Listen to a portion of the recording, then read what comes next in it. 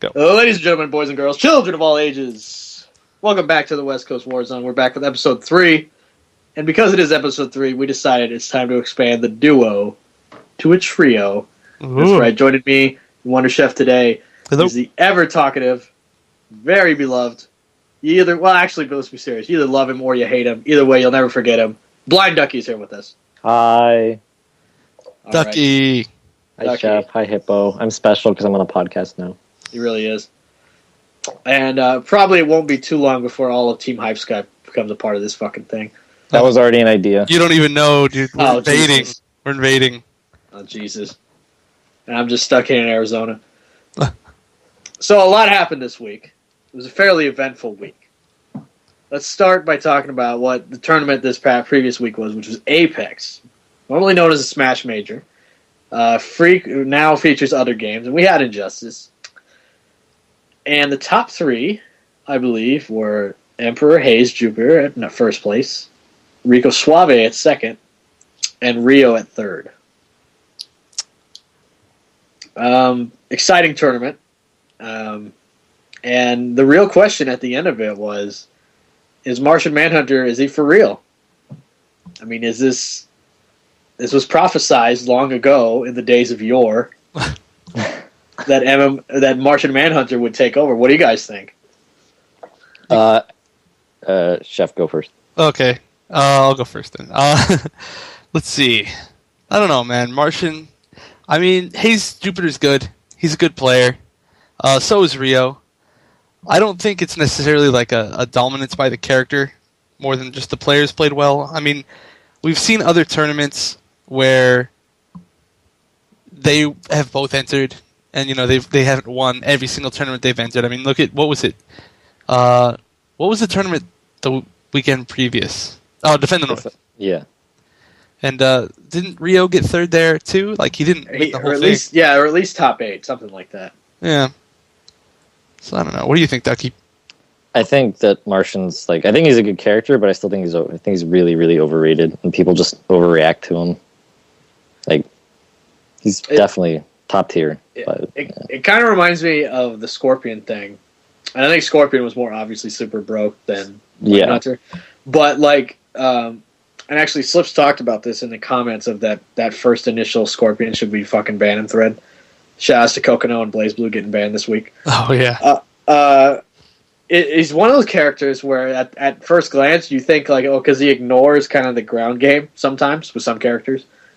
He'll just frustrate the fuck out of you because it's so annoying to have to deal with. And when I played ST, we had Vega. Vega's a character who really doesn't give a shit if you have a good poke. He was just going to dive on you all day. And that's what Martian Manhunter kind of does now. He just fucking jumps and jumps threes and teleports. And it's pretty safe, and it's really dumb. But you'll find something. And I think there's, if you look at how Rico plays too, he was playing it really smart. I think he reset the bracket, right? I'm not sure. I didn't get to watch Grand Finals. I think so, yeah. I do believe so. Yeah. So I think it's not within the realm of possibility that we're maybe some people have an overreaction. And some people have really calmed it down, like Pig. I give him props because he was one of the ones that went ape shit at the start but he's kind of relaxed since then, so I'm glad to see that. Yeah, for sure. But I think he's just again a character where he's so unorthodox, so against the game that you have to really figure out how to fight against him. And it might take a while, but we'll see. Good games to Hayes Jupiter. I mean, he played really solid.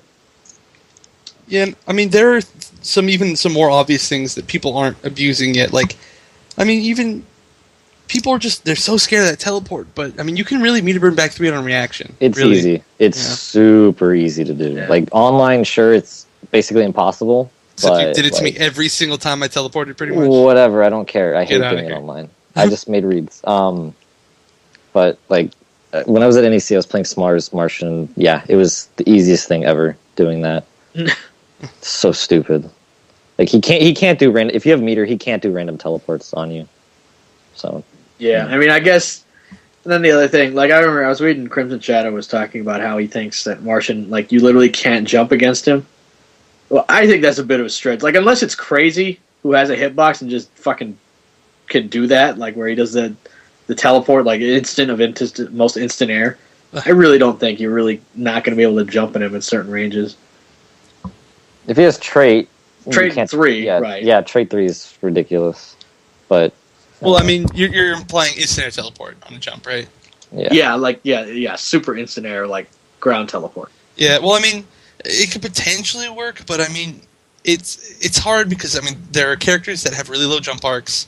That I mean, an instant air teleport isn't that much faster than say a ground trident from Aquaman, and people aren't anti-ing with Aquaman because it's hard. It's hard to react to the jumps fully, and if you misread one of those, then you're gonna eat a lot of damage. And there are certain jump attacks that will beat ground upward teleport, even. Yeah, I can imagine. Yeah, it doesn't have as infallible of a hitbox as the upward one.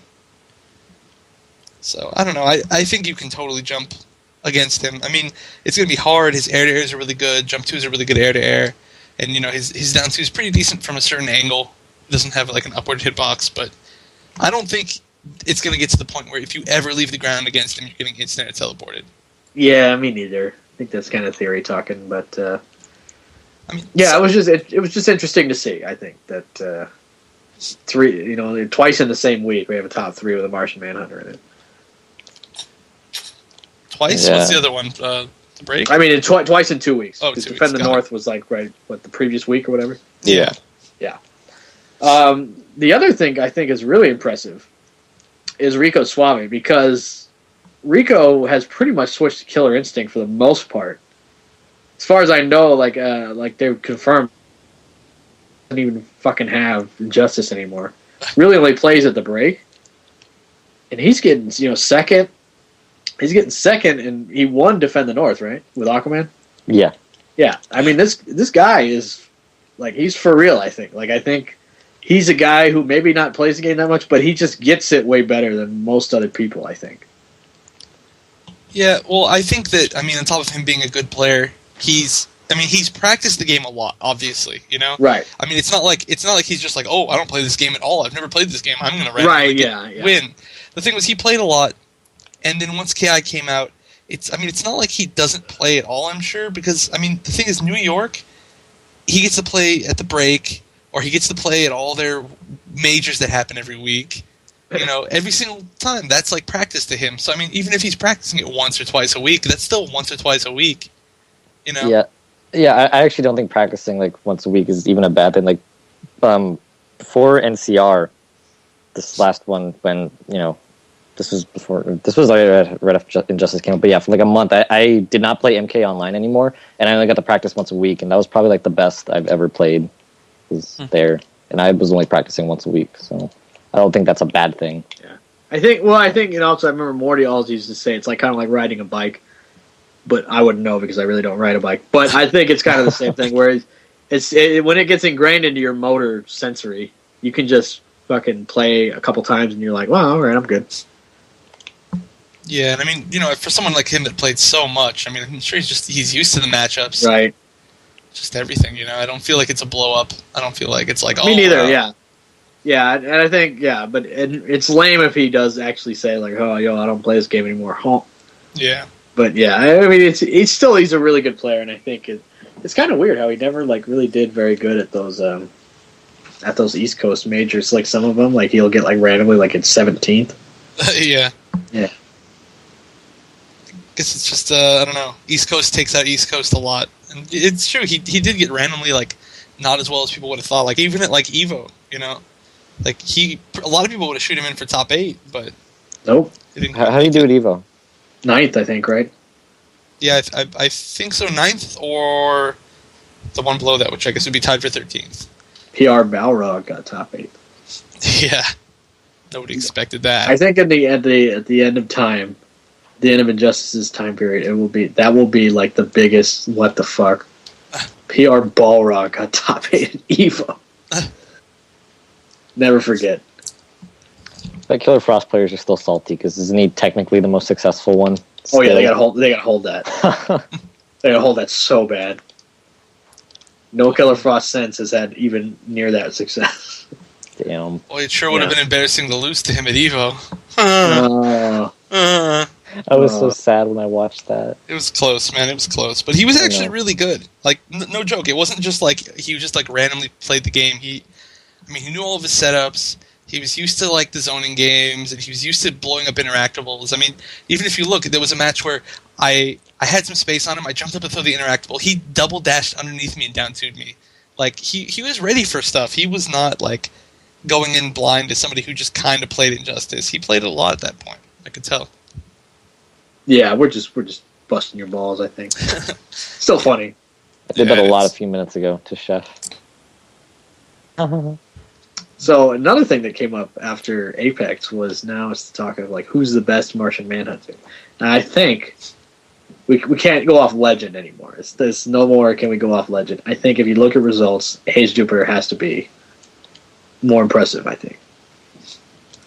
Yeah. Pretty much. I mean, yeah, in the tournament too, like Jupiter beat Rico and Rico beat Rio, so I mean that's kind of telling, right? About that. Yeah, so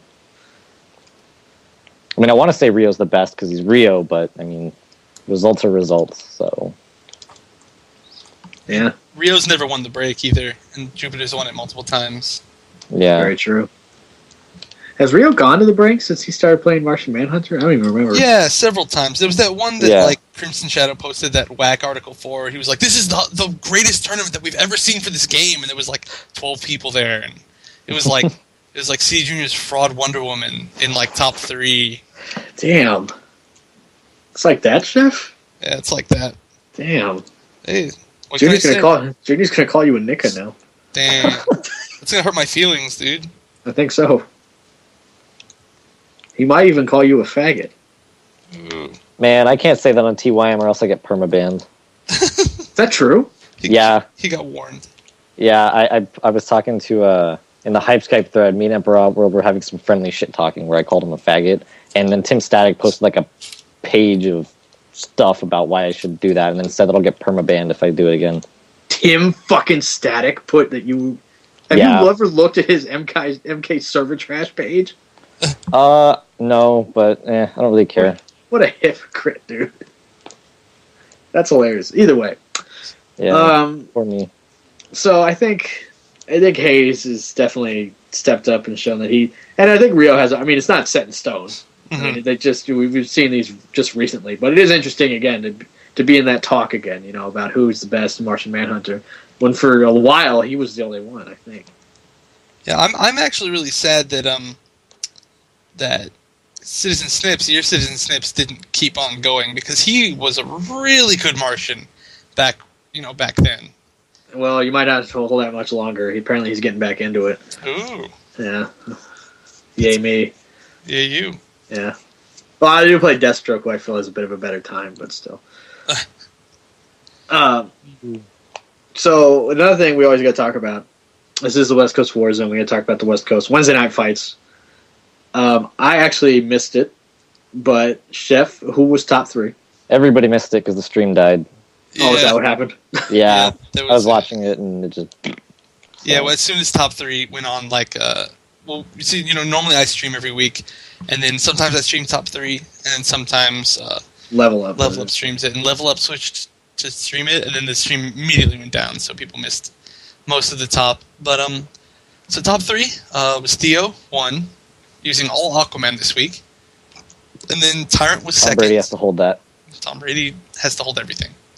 And then is this just another shovel of dirt on the watery grave of Tom Brady's Aquaman? Do you shovel dirt in the water? I think I misunderstood that metaphor. I don't. I mean, you could shovel dirt onto the water, but I don't know if it would do anything. Would it sink? Bury him in sponges or something. Probably sink. Right. Bury him in kelp. Yeah, that's a good idea. Right. There we go. We'll have a Viking funeral for Tom's Aquaman. Set him out in the water, throw fire arrows on him. Sounds like a fun time. Right. So yeah, seems like kind of typical Wednesday night fights results. Was there any like really good matches that weren't really on the stream? Well, the stream apparently died, so There's only Level Up that did. Chef was awesome because Chef is awesome. Right.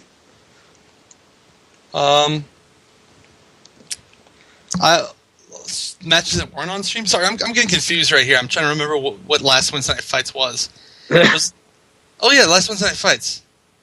Oh yeah, okay. So Nubs got third. There we go. That was. Nubs got third. Okay. Yeah, there we go. I was thinking it was Slayer, but it's Nubs, and I got fourth somehow. Oh. How'd that happen?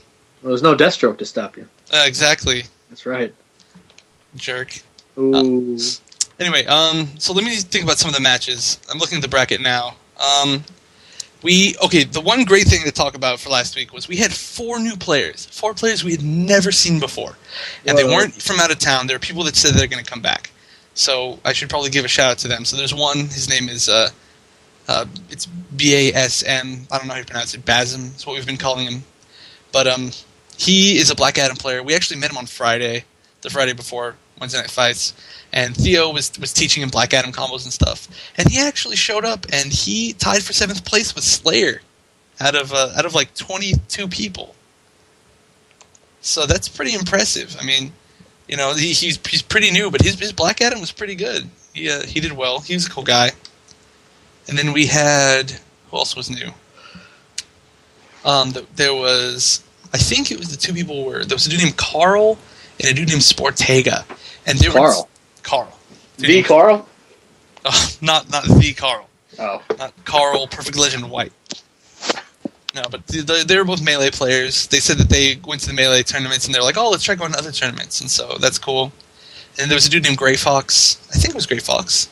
Yeah. Gray Fox. I wonder if he's a Melee player, too. Just shout outs to Metal Gear Solid. I love Metal Gear Solid. Oh, my God. Oh, that's fun. That ninja is Gray Fox. Say that to him next time you see him. See if he gets it. Dude, what if we had the Snake from NorCal? Ah. Oh my God, he'll be at SCR. Oh man, dude, we can have like a match between them. Snake will win. Yeah. I don't know. This guy, he's Gray Fox, man. I mean, that name. Snake beat Gray Fox. A cornered fox is more dangerous than a jackal. But he's a snake. That's true. Yeah, Snake did win in the minefield. Hold that, Gray Fox. Yeah. Shout out to Metal Gear lore. Anyways, that's cool to hear. The scene's growing. Yeah. Yeah. So that was what, like 24, 22 entrants, something like that? Yeah, about that much, which is good. Not bad. Yeah. Not bad at all. Not Resident Sleeper. No, not Resident Sleeper in the least bit, unless you're a jerk that likes making fun of the game. Oh. Which is everybody on Level Up. Yeah, pretty much. It's pretty embarrassing. Everybody just talks trash on the game as soon as it goes to that stream. It's really look, and just... Exactly. Look, and just Resident Sleeper. Yeah. Let me think. Let me look at for upsets this week.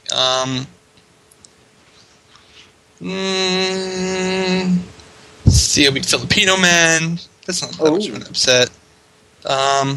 Brad beat Crazy. Oh, Crazy! Ichi beat Crazy. Just a Crazy Bone. He chose Superman on Brad, and Brad still won. So that's pretty nice. Shout outs to Brad. That's a blow up. Brad's the best. And then let's see, Nubcakes beat Steve. I think that was really close though. I beat Slayer with Aquaman, and he got really mad. Slayer, not Slayer. Steve beat Slayer with Martian. Yeah, Steve beat Slayer. Yeah. Oh. Steve's Martian's looking really good now. He's got all these really annoying setups of like he does like jump 3 into teleport, an overhead teleport, and the overhead teleport crosses up sometimes on Superman, and he's looking really solid, man. He did really well. Let me see what place he got. I think he tied for 5th, Brad. So yeah, Steve's looking really good, man. His Martian, he's going to be another Martian to look out for pretty soon, I think. So go Steve. So you beat Slayer with Aquaman? Yeah, I used Aquaman most of the tournament. You tried and rushed a lot? Oh, I tried and rushed so much. I was really hoping that I was going to beat Theo, so I could say that I got further than him with Aquaman. That would have been funny, but it didn't happen. Theo bodied me. Damn. Now I heard that Trident Rush is a bad move. Oh yeah, dude, it's terrible. It's punishable by 90% of the cast. 90%. 90% of the cast, man. Give it up. Yeah, give it up. Pack it up. Now, did Slayer IRL dive punch you after the match? No, man. He IRL like activated his angry trait though. Damn. Yeah, no, he was pretty bummed. I don't know, man. I don't know why he's so bummed. He gets really bummed when he loses against me now, more recently. Damn. But I don't know why, man. I mean, it was a close match. It got to the third game. But I don't know. It was good. I don't know. Slayer's been kind of not so happy recently, like when he loses and stuff. I think a lot of it had to do with like there was some drama with him and FRQ, which is Cash's team. And I don't know. I think it kind of put a bad taste in his mouth. But FRQ. It was just like a big misunderstanding, basically. Oh. Now, does that actually stand for something? Because I've thought it stood for something, and I'm probably wrong. I would like to hear what you think it stands for. I thought it stands for Farquaad, which is the Lord, the Lord in Shrek. That guy's awesome. Right, now I thought it was a bit odd that there was a bunch of these fighting game players who really don't look like the Shrek type, with their name being Farquaad. Oh, yeah, I remember that guy. Right, he's voiced by John Lithgow. Now, I'm probably wrong. Probably. I don't know, I think we should talk to Cash and get that changed to Farquaad. Right, the Farquaad, right. And they could all, like, have little, like, capes and little hats like he did. Pretty sick. No. Farquaad Sonic Boom Brad. Like, I honestly thought it was that. Or they could just change the name, like Sonic Boom Farquaad. Sonic Boom. Sonic Boom. Then Steve could be Farquaad. Ooh. I like where this is going. Yes. We should bring it up to them. I think that would be a much better marketing plan than what they're currently doing. Right. I mean, these marketing plans, they got to work out. I mean, Afterglow Elite just dropped its fighting game division. I don't know if you guys saw that. Yeah, it's kind of a bummer. No more. It is kind of a bummer. Of course, it's got to be hard when, one of them is Flash Metroid, and then the other one is Fnatic, who plays LoL all the time, and only one of them is Chris G. It's got to suck. They should clone Chris G. They really should. Just have Chris G as every member on the team, like a 5-man team with Chris G's. Right. Yeah. That would work out, man. I would sponsor that. I would too. He wears enough headphones for it. Fuck. It's true. What if like you could identify each one? Like one would be Chris G1 and he would wear one set of headphones, and then there'd be like Chris G2 and he would wear two, all the way up to like Chris G5, and he would just be wearing like armor made of headphones. Armor headphones. It's like Doomsday's trait. All the headphones turn on. They start glowing. The afterglow. Yeah. He looks like fucking. He looks like Cinder from Skriller Instinct. All the glowing. Oh, that's awesome. Wednesday Night Fights is an awesome place. Many of you guys have never been there. Good lord, Super Arcade. It's fun. I got to go one time, and it was awesome. I've been there twice now, and both times. Well, the first time it was on PS3, so I had to hold that. But the second time was on Xbox, much better. Yeah, we switched over officially to all Xbox. And they have Street Fighter 4 there, and they have that one Puzzle Fighter, the Gem Fighter game that's amazing. Yeah. They have Gem Fighter and they have Puzzle Fighter. Puzzle Fighter, yeah. Yeah, they have both of them. Nice. Oh, yeah. So that's pretty good for Let me explain FRQ first, real quick, real fast. Okay. So it does stand for frequency, because I forgot that's what we were talking about before we started talking about Chris G number 5. Right. Yeah, but it stands for frequency. It's basically they're like a headphone brand, and they're like made out of wood, and they're really nice headphones. And the whole point of them is it's called like LSTN or something like that, and they like sales go towards helping like deaf children.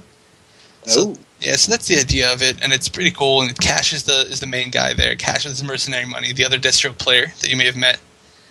And actually, he was using Scorpion, but anyway, it's him and Sonic Boom Brad, and they just picked up Filipino Man, who's obviously a really good Rose, and they picked up Manic, who is a Marvel player.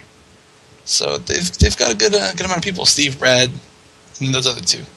So that's them. So what you're telling me is it's not Farquaad. It is not Farquaad. I'm sorry. Right. Well, that's pretty. That name's not taken, so we can start a team. Very true. I like the idea. I like where Ducky's going with this. Yeah, we're gonna be on another team. Hype Skype, PTH, Farquaad, EGP, Ducky. BLT. You have to put BLT. BLT. Also, yeah. What's BLT? Bacon, lettuce, tomato. Well, that's the unofficial, but it's supposed to be blocking as low tier, but it also sounds funny because BLT. So, yeah, it's great. Right. It's not bad. I like it. Yeah. All right. So, along with Wednesday Night Fights, we have to talk about something else. And I don't like having to talk about it, but we got to. There was a topic made today about what is wrong with the West Coast. Why aren't you guys hyping up your own tournament? Now, I have a lot to say about this, so I'll let you guys go first. I have a lot to say about it, too. I probably have the least to say I'll about let it. Ducky go first. Duck? Yeah, because I probably have the least. I mean, I think it's dumb that he posted it when, like, okay, so there was Justice in the North and Apex, and then KIT's coming up right now. Why would anybody be talking about a tournament that's like more than a month away? Is what I don't know what he expects. Like, I said that in the thread. Like, how can you expect people to be getting hyped for a tournament when people are getting hyped for a tournament that's right around the corner? Like, just, you know. Makes sense. Logistics. Yeah. All right. More or less all I have to say about it. All right. Well, let me just start off. Man. Ugh. Okay, it's so stupid. It's so stupid in the fact that, I mean, just like Ducky said, I mean, it's over a month away. You know, it's like almost 2 months away to the tournament. And there's a bunch of, you know, pretty good tournaments that were right, you know, these past 2 weeks and this upcoming week that everybody wants to talk about. You know, I mean, Kumite in Tennessee, which I regretfully cannot go to, is one of the tournaments that I would have loved to go to. That's going to be an awesome tournament. Oh, yeah. And of course people are going to talk about that right now. I mean, if you look a month and a half ago, who was talking about Defend the North? Who was talking about Kumite in Tennessee? Who was talking about Apex? Nobody. People were talking about the tournaments that were closer to them. Like, nobody made a whole thread, you know, except for like the Mansion thread. Nobody made a whole thread talking about, oh, this is the hype of the tournament. Because A, it was too far off. B, that's forced hype. That's not real hype. That's not like, I mean, the hype should be like, well, the science in the background. It should be real, you know. It should be like someone actually calling someone out, or people Like me being getting the excited. body PL. Exactly. Oh. Exactly. How bad are you going to body PL if he goes? Probably like 10-2. 2 wins? You give him 2 wins? Yeah, I gotta adjust. That's nice of you to let him have 2 wins. Yeah, it's gonna be bad. But Yeah. oh well. Poor PL. He's probably not gonna show up because, you know, whatever. Doesn't want to get bukakied by a duck. Oh Damn. my god. All What's right. that word again? It's Ducky's favorite word. I'll give you the question later. Okay. But yeah, I mean, also, so it's stupid to begin with. It's creating problems that aren't there. I mean, there is no problem with the hype of SCR. It's still a little while off, you know, like, and okay, just be. My second point is, I hate Crimson Shadow. I cannot stand Crimson Shadow. Damn. He goes around and he posts like he's some super important community member when the guy's never shown up to a tournament in his life. And he acts like he has some, like he's supposed to be the voice of the community for some reason, but he's not. And we've argued a million times in the past. He's a huge idiot. For instance, he thinks that if there was a tournament map, that SoCal and NorCal would be the same region. Because we're in the same state. That's the only reasoning. He said it doesn't matter. If NorCal and SoCal were to come, he said that wouldn't be 2 regions fighting each other. It would be the same region. Now I have a question. Go I ahead. hate that Are so New much. Jersey and New York considered different regions? They are, but Fuck that. they're closer. They're closer than we are. Probably they are. Yeah, I mean, I agree. for instance, look at like Ohio and New Jersey. If Ohio was to travel in New Jersey, that is shorter or equidistant to NorCal traveling to SoCal, or SoCal and Arizona, for instance. But for instance, he said that they're all the same region. I don't think people on the East Coast realize how fucking huge California is. Like, people are telling me, oh, you know, like, think that I play with Cowboy all the time. Or, like, somebody was telling me about, like, getting more exposure for our NorCal guys to get Filipino Champ back into the game. And, like, he lives over 2 hours from me. Cowboy lives 2 hours from me. Like, I don't think any of them realize how fucking huge the state is. It's retarded. Yeah, nobody does. It's basically Japan, Basically, Pretty much. your homeland. yes, my homeland. I want sushi. I'm gonna go drink soy sauce and All right. I don't know. With make it work. seppuku. Yes. No, but okay. What are your thoughts on this? Because obviously Okay. I'm pretty mad about it. Now, first of all, I'll say I actually like Crimson Shadow. Okay. But I will say this. I don't know what the fuck a community engineer is, and I never will. So if he could take that out of his little, side blurb, I would appreciate that. Otherwise, I think he's a fairly intelligent guy and makes a good post. But I'm surprised it hasn't been brought up, so I'll just say, this is real talk. We aren't shown the same respect from the East Coast. Because, look at this. The West Coast guys have always been gracious, even in the MK days, to show up to the regionals of the Northeast, of the East Coast. So, NEC. And, Chef, you could help me out here. When West Coast guys went, even in MK, they went to the majors. I can tell you the list right now. Okay, so the first NEC, we had Detroit went, Morty went, Crazy went. Tyrant went. Did he? I don't think Tyrant went to the first one. Okay. I remember at least that amount of people went. I think there was more. I know the next NEC we had the next NEC Tyrant went, Crazy went, Red Reaper went, Seven went. I think the Texas guys went, which I guess isn't totally West Coast, but I know at least there. And then I know Crazy's been to a bunch of tournaments on the East Coast. He went to Power Up. He went to not Frosty Frostings. Winter Brawl. There we go. Of course, this last NEC we had. How many people show up? Crazy, Tyrant, Brad, Steve, Cash, Slayer, right. Theo, Ducky. That's right. That one guy. That guy. There was probably more that I'm missing. Dude, there were so many people. And off the top of my head, I can count how many people from the East Coast have ever shown up to a West Coast major. Okay. Right, this is my point. Yeah. We go there a lot, even if it's just for the big one, NEC. That's the big one, right? Mm-hmm. We have the big one. It's SCR. Mm-hmm. Unless there has been big money, a la MLG or Devastation, we've never been afforded the same respect that we give them by going to their tournaments. They never come over here. And it's bullshit. And it's the reason why there's not a lot of hype. Because we don't have these super loud, obnoxious guys. Except for Ducky. I love the Ducky. Yeah. But we don't have a lot of those guys. Which is fine. But the reason there's a lot of rivalry, like in the NEC, what was the Gonzo hype about? KDZ versus Theo. Fucking Tyrant versus these guys. Ducky versus these guys. All these guys. That was where the hype is. Of course there's not going to be a lot of hype for these guys, the Wednesday Night Fights guys, to fight each other. But the problem is we can't hype it up because we fucking know they're not going to come out. Who does it? Okay, is there any one of us that does think, okay, man, these New York guys, they're coming out? No. No. And if only in the case of they know who they are.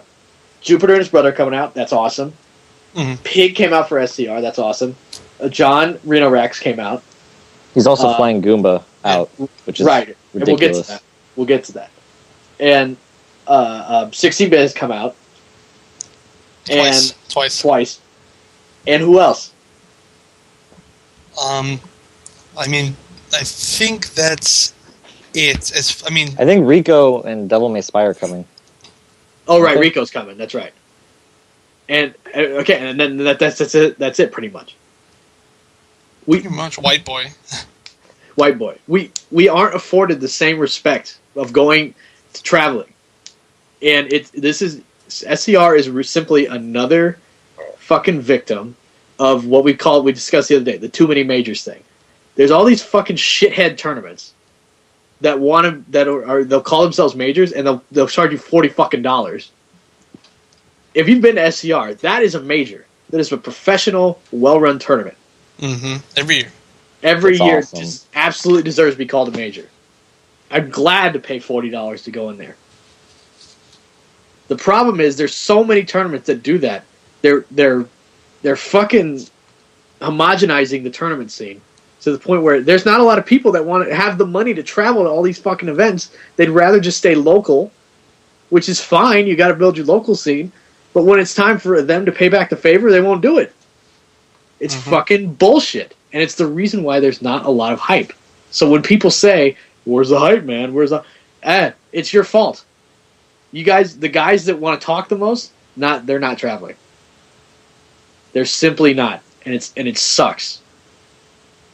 Yeah, I mean, for example, where would the hype be for NEC if we hadn't ever shown up? None of us, none from, well, obviously I didn't, but nobody from the West Coast showed up.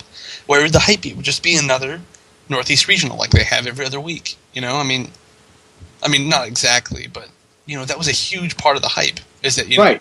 Other scenes showed up, but you can't be like, oh, yeah, none of us want to go, but why isn't you guys tournament hype? Why aren't you guys talking about it? It's like, yeah.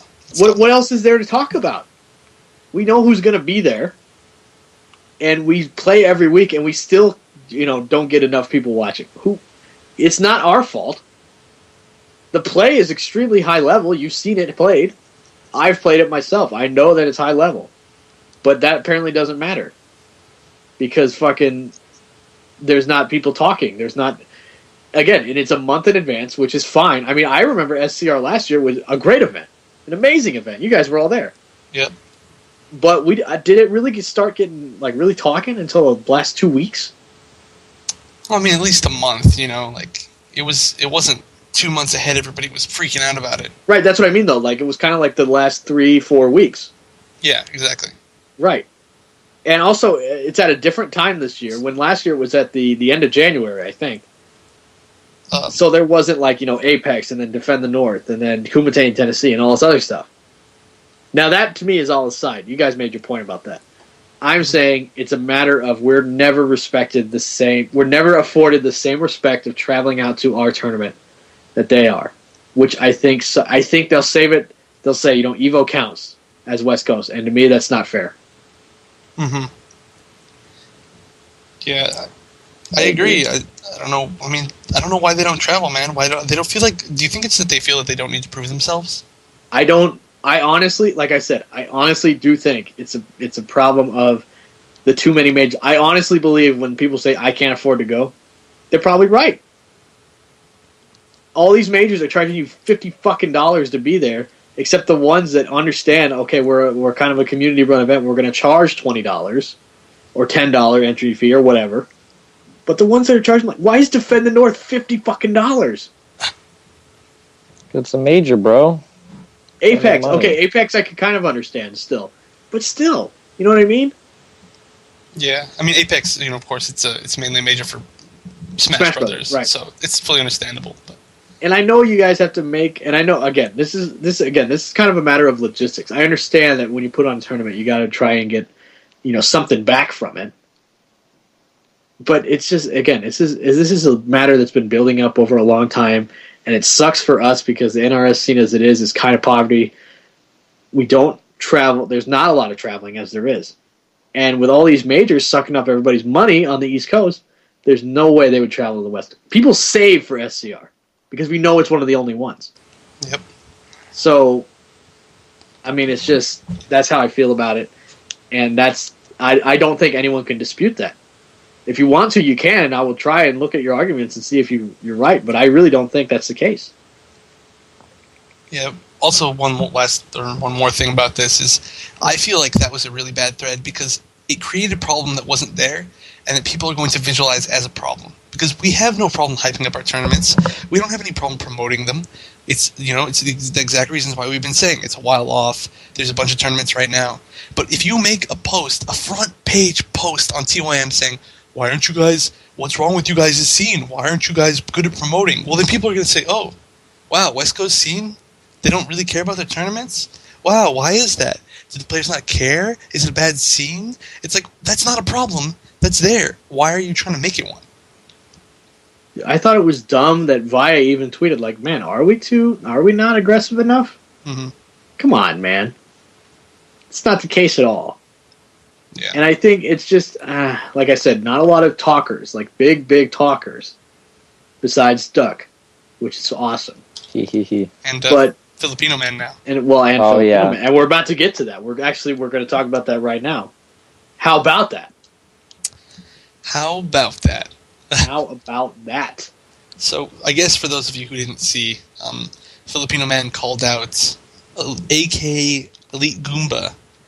And he said, Goomba, you are not the Wonder Woman of the U.S. or of the world. He said, you are trash. I'm going to money match you for $100. And basically, Strong words. Yeah, very strong words. Basically, Goomba was like, like I don't even know if I'm going. And then, of course, the greatest human to grace this planet Earth, Reno Rax, of course. He's like, okay, and he just bought him a ticket to SoCal. Just straight up, just bought him a flight. Like, okay, yeah, I'll buy you a ticket so this money match can happen.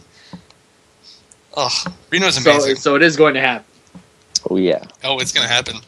Now you're more in tune than I am with Filipino Man. Do you know what the catalyst was? NEC. Yeah, actually, I think Ducky knows more about this than Yeah. Oh, okay. All right. So basically, Goomba at NEC was just talking a lot of shit about how he's, he'll beat anybody in the Wonder Woman mirror, and people like Slayer was trying to play him, and he was just ducking him the entire time. And then just a lot of him just talking out his ass about basically, saying he's the best Wonder Woman. And then Steve bodied him with Nightwing when they played. Yeah. And then Goomba, another thing that Goomba does too is continues to talk out his ass about characters like Nightwing, and keeps, he was asking Steve, oh, well, why don't you win with this character? He's so fucking good. And he was in a stream chat for Wednesday Night Fights one time, talking about how fucking godlike Nightwing is. And, I don't know, he's not that great of a character and shit, and he's just, he doesn't know fucking anything about him. And, yeah, basically he's just kind of just talks a lot of shit for no reason, and then ducks people when they want to play him. So. Damn, well, I think we know what Dougie thinks of him. Yeah. Oh, well. Well, I mean, that sounds like, and Filipino Man probably just was like, heard that and was like, well, fuck it. Yeah, and then it didn't help that Goomba goes into Wednesday Night Fight stream chats every week and just talks out his ass the entire time he's in the stream chat, so that didn't help anything. Oh. So, yeah. Now, I had heard that Filipino Man actually said something. Did he say something on your stream about it? Yeah. Not about this thing, but like... Yeah, apparently, this is embarrassing, but I was not there. I was playing a Street Fighter match. Ooh. And so I did not actually get to see it, embarrassingly enough. Chef. I'm sorry, but yeah, from what I heard, he did call him out, basically. Like Ducky said. Ducky, did you watch that by chance? I don't think I heard it. I think it was asleep. Okay, so. We're all free. But yeah, we're free. It was probably one of the cases, just like Ducky was saying, where he was talking shit in the stream chat. And, I don't know, Filipino Man went in. Oh, no, you know what it was? I think when Filipino Man lost or something, Goomba was saying something. I think that's what it was. That sounds familiar. I know a couple people were talking about it after the fact, so something like that. But, oh well. All I know is, Goomba got blown up pretty hard. Oof. Well, that's heating up, to say the least. I mean, he's going to get fucked over when he plays Filipino Man. It's going to be bad. Now let's set the stage here. A lot of people might not know about Filipino Man. I know about this guy because I know he plays his top 3 on the regular in SoCal Street Fighter. Very stacked section of Street Fighter, mind you. Oh, yeah. And I believe we have video of him going toe-to-toe with Luffy, Europe's own Rose player, and defeating him, if I'm not mistaken. I think he did win. I think so. I mean, although unquestionably, though, they're the 2 top roses. Right. It's between them 2. So, we have a guy who plays a character like Rose, literally is all about fucking playing patient and footsies. Moves over to Injustice. I personally haven't seen him play, so I won't speak for him. Mm-hmm. What do you think, Chef? Well, he's good. He's very good. He's adapted a lot over the time that he's been playing. I mean, he has outplaced me one week. He did get 4th that week. He's beaten a lot of good players. He's beaten Godspeed. He's beaten Slayer. Me and him, we actually have a money match, 1st to 5 every week, different character for me. And he beat my Deathstroke 5-0 so bad. And I was practicing it too. But, we go back and forth in the money matches so far. We're exactly even, I believe. And, yeah, I mean, he's good, man. He really takes a lot of those fundamentals and uses them well.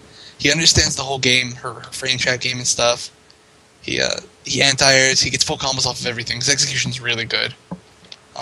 he's good in general. I mean, there are videos. There's videos of him playing on my channel, my YouTube, which is I don't know. I'll plug it later, and then on my Twitch, which is twitch.tv/EGP1chef. I mean, you can see him every week in Wednesday Night Fights. He's good, man. He's real good. Yeah, I mean, it sounds like it. Now we have to be fair to the other competitor, aka Elite Goomba. Now, I'm not as big of a guy watching a bunch of streams. I don't know if you guys are. What can you tell me about him? Well, I've played him, but I'll talk about how I think. I don't watch every AK stream, but I know I'm 99% positive he's never won one. And from our cover, he doesn't I don't think he's ever placed top 3 or very well. I don't know. I know he's never won one, but yeah, whatever. And then I played him, and he gets to practice with Glass Sword a lot. He was easily the second best Raven, and it was pretty bad when we played. Well, to play devil's advocate here, because I do think we should be fair. No, it's okay. He also, Filipino Man has also never made top 3. Well, actually, you know what? I think, also again, playing devil's advocate, because obviously we're rooting for Filipino Man. It's West Coast. But I believe Smar posted that Goomba did get top 3 this last tournament. Did he? Oh. Yeah, but I'm not sure exactly how that went down. I don't get to watch too many. Keeps calling my phone. I don't get to watch too many Atlanta tournaments because they run while I'm at work usually. So I don't know, man. It's going to be interesting. I feel like there are 2 players that people don't get to see too much of. Right. With a character that's hyped up to be really good. And I think it's going to be a mirror that's really going to be interesting to watch too, because in a lot of mirrors it becomes a really, really stupid match. But it's going to be a really heavily footsie-based match with a lot of parrying and a lot of anti-airing and stuff. It's going to be a pretty good match, I think. Yeah, any mirror where both characters don't have projectiles and shit, and it doesn't turn into some crappy zoning battle, or usually entertaining. Where the first character to make a move loses because it gets blocked and punished. Yeah. I hate that.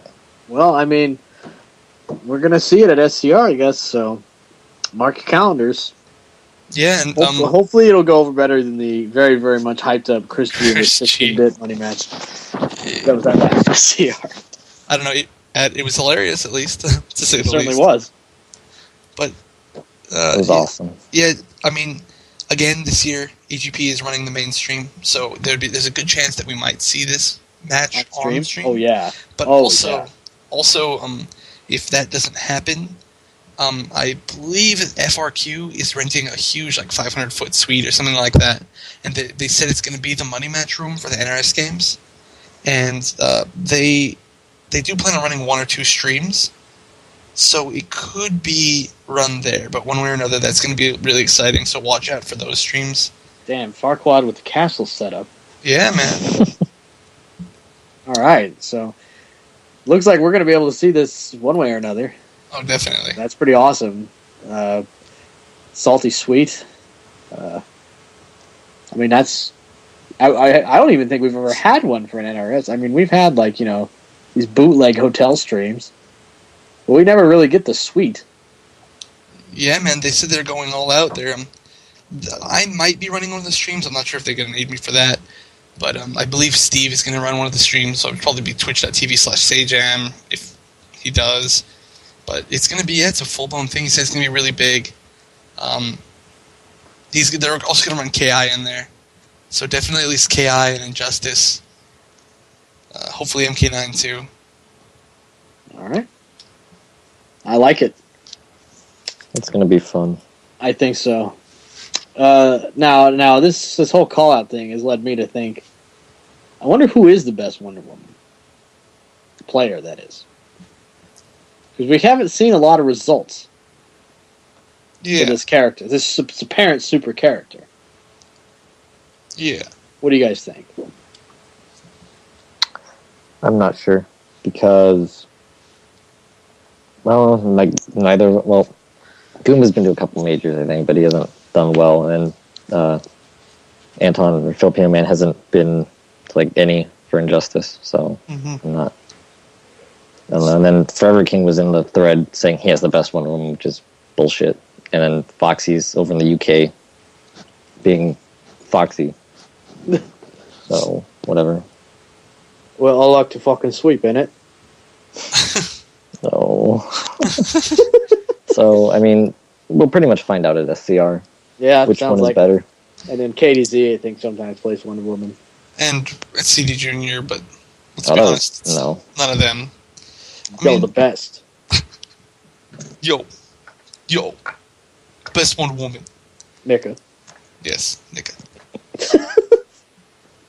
No, but like Foxy. I mean, let's be honest.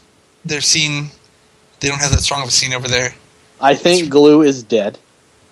Dude, probably. I haven't heard from him forever. Yeah. I bet you most Injustice players don't even know who he is. Wow. That's weird. Man, you couldn't get enough of those UK guys during the classic MK days. Damn. Oh, that's an old story. Dude, remember Throw is Not a Punish? Did you guys see that? No, I didn't. Alright, so this is a great story. There was a topic back in the day by Used for Glue about Kung Lao versus, like, is this something of his safe? Yeah. Is Low Hat safe against these characters, right? I do remember that. And he puts for some of them, they can get a throw, but that's really not a punish. Mm-hmm. Now I'm thinking, who the fuck doesn't consider a throw a punish? It does damage and puts you in a not favorable to you position. How is that not a punish? He's like, well, it's just not that much damage. And I'm like, that's so not the point, though. Fuck. Yeah. And Low Hat, Low Hat did the same amount of damage as a throw or less, so. Right. So it's like, yeah, it really is kind of like, if it hits, you get this damage. If I hit, I get the same damage. YOLO. Actually, it So, was yeah. less. So that really bugged me. I mean, that... And then there was the whole... I think it's like when the beginning of the game, near the beginning of Injustice, he was like, I think it's hilarious when U.S. players put Deathstroke in their top 3. Which is an inflammatory statement, to say the least. And then they wonder, like, man, why do we get shit? Why do we have to prove shit? Idiot! Because you can't just say dumb shit like that and like, well, fucking, why are we getting hate mail? I don't even know the big deal. Come on, man. It's the same thing that we saw in MK. Honestly, same exact thing. Yeah. They're just like, well, why do we have to prove ourselves? We're the secret elite, and the US all sucks. It's like, come on. I love when they came to EVO, and then they did the little team battle, and then at the end of it, it was Detroit just not even giving a shit and picking Kano because they had already won. That was great. Yeah, I mean, look, I agree. It's kind of dumb. Okay, yeah, it sucks if you're in another country. You have to come to the United States to prove yourself. I agree. Now, I would feel more sympathetic if they tried to not sweep under their rug the many elitist statements that were said. Mm-hmm. I mean, come on. Foxy. Right, we've had to hear this shit forever. And it's just like, okay, but do you and they're like, well, I don't understand. If I come over here and I lose and I win, or I lose this bad, why is it that big a deal? Come on, man. You have to be blind. That's a jab at me, Blind isn't Ducky. it? No, I'm just kidding. I forgot your name used to be Blind Ducky. Still It is is Blind blind, Ducky. yeah. It used to be is Blind it? Man. Yeah. Right, Blind Man. Yeah. Right. Either way, still, I mean, they're gone. I mean, it's lessened now. We still had Quark going like an idiot, but He he's still goes on. Ugh. Fucking stupid. matchup cop of the decade. Who the And- fuck is Quark? And Mestos. But for the most part, it's kind of quieted down, which I kind of like. Quark was matchup copping hardcore in some Zatanna matchup thing or something that got posted. Hey, what Recently. the Zatanna? Yeah, about the Joker matchup or something. Oh my god! Yeah, it was bad. This is how I've always had it. If you're not tagged, fuck off. No one cares if you don't play the character and you go in their matchup thread and be like, well, I think. Nobody cares. If you're not tagged and ask for your opinion, Leave it to yourself. I wish people would have listened to that when I posted my match up there because I didn't tag anybody. Exactly. You're like, I don't want to hear anything. I was tempted to just lock it and post. I stickied it. It was sticky. I saw that. That was hilarious. Sticking your own matchup thread. Yeah, man. That's correct. Hey, so going back to Foxy, I want to talk about this because he did just make a post, not even a few hours ago, where he said basically they're talking about the best Wonder Woman, and I'll quote him right here. Well, if you want to go by that, I've won the most tournaments with her and placed higher and more than with anybody with her. I came up with a lot of the tech, which I'll list in a second because a lot of it's weird, and improved on others, and am undefeated in the mirror. So he truly still does believe that he is the Wonder Woman of the world, hands down. Who cares? He's irrelevant either way. Even if he actually somehow is the best, he's still irrelevant. Now, here's the problem. So. I would argue that in many games, and there's only a few that I would say are different, namely Soul Calibur, possibly Tekken, the Europeans have been far behind the United States. I mean, we have Allione in Street Fighter, who has done some good stuff, but has never won the big one. Luffy, another one. Good player, really good player, has never won the big one. Ryan Hart, another guy. All these guys are not as good as the United States at grinding this shit. Because Europe is pretty big. And I don't blame them for not getting, all the experience they can get. Mm-hmm. So, to me, it's no different that in these games, the Europeans are probably not as polished, because their scene's even smaller. Especially in this compared to MK. Especially in Justice. So when they say, I won this European tournament, I mean, those are locals. And you're fighting your training partner. So are we allowed to not... If he ever gives shit, well, that was just a local. Fuck you! Your tournaments are locals, dude. So Quark posted a status about something about going to like a major in Greece or something, and I posted saying there's like 4 people in Greece, and he said, oh no, we usually get like 15 people.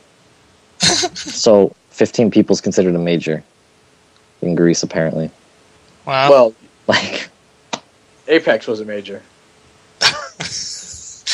Did you guys see that fucking thread with Pig and Mr. Aquaman? That was good. Oh man, that was some real arguments right there. See, that's the problem though. I can never tell if that shit is fake or actually real. It's real. It was real, right? Yeah. Yeah, it was real. Pig is kind of bad at taking jokes. Yeah, I guess. I don't know. Sometimes I don't know with Pig. Sometimes he kind of just goes off the deep end. And you're like, well, they were just fucking around, kind of. This time, I don't know. It went on for too long. If it went on for 3 pages, I'd be like, all right, that was probably fucking around. It was like 5 pages. It's kind of a lot. It is. What a weird set of people to be arguing. Pig and Mr. Aquaman? I would have never thought. Yeah, I don't know why. I guess I must have missed it, because I keep rereading the thread, and I really don't understand what the problem was. Forever King Jr. and Pig are in the same pool, so Mr. Aquaman said something about Forever King Jr. taking the pool free. Okay. I assume it was a joke because they both play Lobo. Ares. Lobo. I said Lobo. Freaking Evan freaked me out there. Evan's tripping up my brain right now. Calling Ares. Yeah. He plays Ares. Yeah, anyway, they both play Ares, so I figured that was the joke, like if there was a Shazam player, I'm going to be like, oh, the Shazam player is taking that pool for free, It's like, oh yeah, not such a great character, but, he's your friend. And I guess Pig took it seriously. I think that's the idea of what happened. Yeah, Pig's response was, I'm going to pop off so hard on you or something when I win. It wasn't exactly that, but it was along the lines of him popping off on Mr. Aquaman once he wins the pool. So, I see. Yeah, and then it just went to what it ended up being. So, yeah. Well, I mean, we now both know their penis sizes because they whipped it out fucking fast. It was like, oh man, I've won this major. Oh, dude, I got top 9 at this one. That was the funniest part. It wasn't because this is no offense to either of them. It's just funny how like their main argument was like, dude, I got 9th at this fucking local. Fuck you. I got 9th at this tournament. It's kind of funny. Again, not a jab at either player. It's just kind of funny. Yeah. Oh well. Poor arguments. It's gonna be, if it happens, I think it's gonna be fun to watch.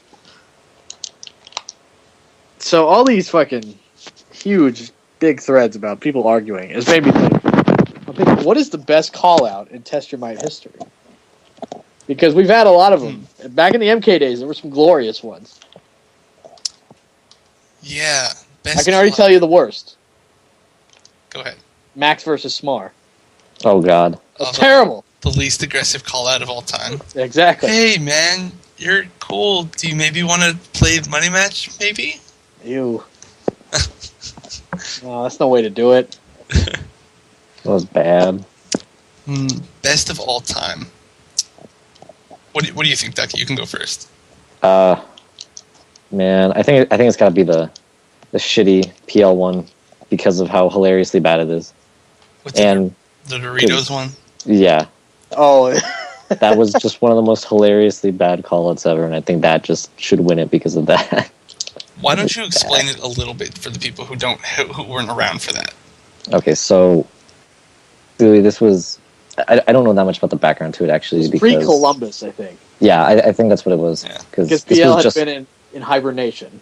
Yeah, this was just after I started getting into tournaments and stuff. So I remember seeing this video of this guy who I didn't know who it was, but calling out Rio and comparing him to Doritos, and probably reading cue cards from Triforce. It was really weird. I think he had like some belt around him or something from like Evo. Right, he had the MK belt. Right. Okay, the backstory was PL1 Evo didn't go to a tournament basically for like 7 months, and VSM was talking shit about him because he still considered himself the best MK9 player, and they were saying, why does he say that he's the best MK9 player, and so I think James MK put like a bounty on his head, so like if you beat him in tournament you get like $100. Right, with the cantaloupe thing. Yeah, the whole weird cantaloupe thing. And so PL's response was making a video where he's like this really cheesy video where he's looking at a camera and speaking, and he pulls out this bag of chips, all cool like oh, I have these Doritos, and he made some reference like you'll be just like these Doritos because you'll be salty or something like that. It was bad. It was not. We should link this in the thread. We really should. He should have said, awesome. You'll never have the championship, and then proceeded to eat it. Dude, that's obvious. That would have been legendary, though. That would have turned the whole thing around. Dude, that's obvious. So but yeah, that's pretty good. That was a good one, because I remember the hype from it was basically going, people like, what the fuck was that? So going into Columbus, we were just like, I don't know. Didn't you get 9th, too? Yeah, it was kind of a blow-up. Well, I mean, I guess it's not really a blow-up. He did get 9th, which is pretty good. But it was just kind of funny. Like I think he lost to Kerbo. That was the big deal. Oh, yeah, that was when Kerbo babied him, wasn't it? Yeah, it was at Columbus, right? Yeah. So that was kind of the big blow-up. And he lost to Junior, I think. And Junior ended up winning in Columbus. But yeah, that was definitely a good one. I remember that. There was a lot of fun hoopla around that. Let's see, what else? Well, mainly MK, because I think Injustice has been pretty level-headed. Although I will say, Theo and Tom going back and forth has been hilarious. It has. Of course, the great line of Theos, Bukkake. I mean, we'll just say it. Yeah. Imagine Bane, a group of Banes, just whipping that shit out, pumping Venom. They're no doubt veiny Venom dick. And just exploding. Oh my god. Yeah, them going back and forth when they had that one Kryptonite Council where they were both on it. That was funny because Tom was like super emo that he was on the West Coast and nobody would play games with him. Dude, I was salty that he was 20 minutes from me and wanted to play me online. That was Dude, he had to play KI. Yeah, 22-hour work days working on KI guidebook or some bullshit. Fucking stupid. 22 hours, man. That was irritating. So there was that. That was good. Okay, well, my favorite pop-off, which you all have definitely... It's also my Skype picture, but you guys have all seen it on the YouTube videos for these videos, is, of course, Bit at SCR, not the last one, but the one previous. Yeah, he beat Crazy, won the whole tournament. I thought it was Tyrant. No, it was Crazy. Oh. Crazy got second place. Tyrant got fourth. Lost to DJT. Tyrant won the last SCR. Yeah. Right. Okay.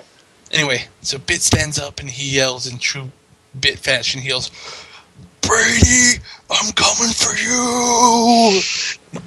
He roared. He absolutely roared, dude.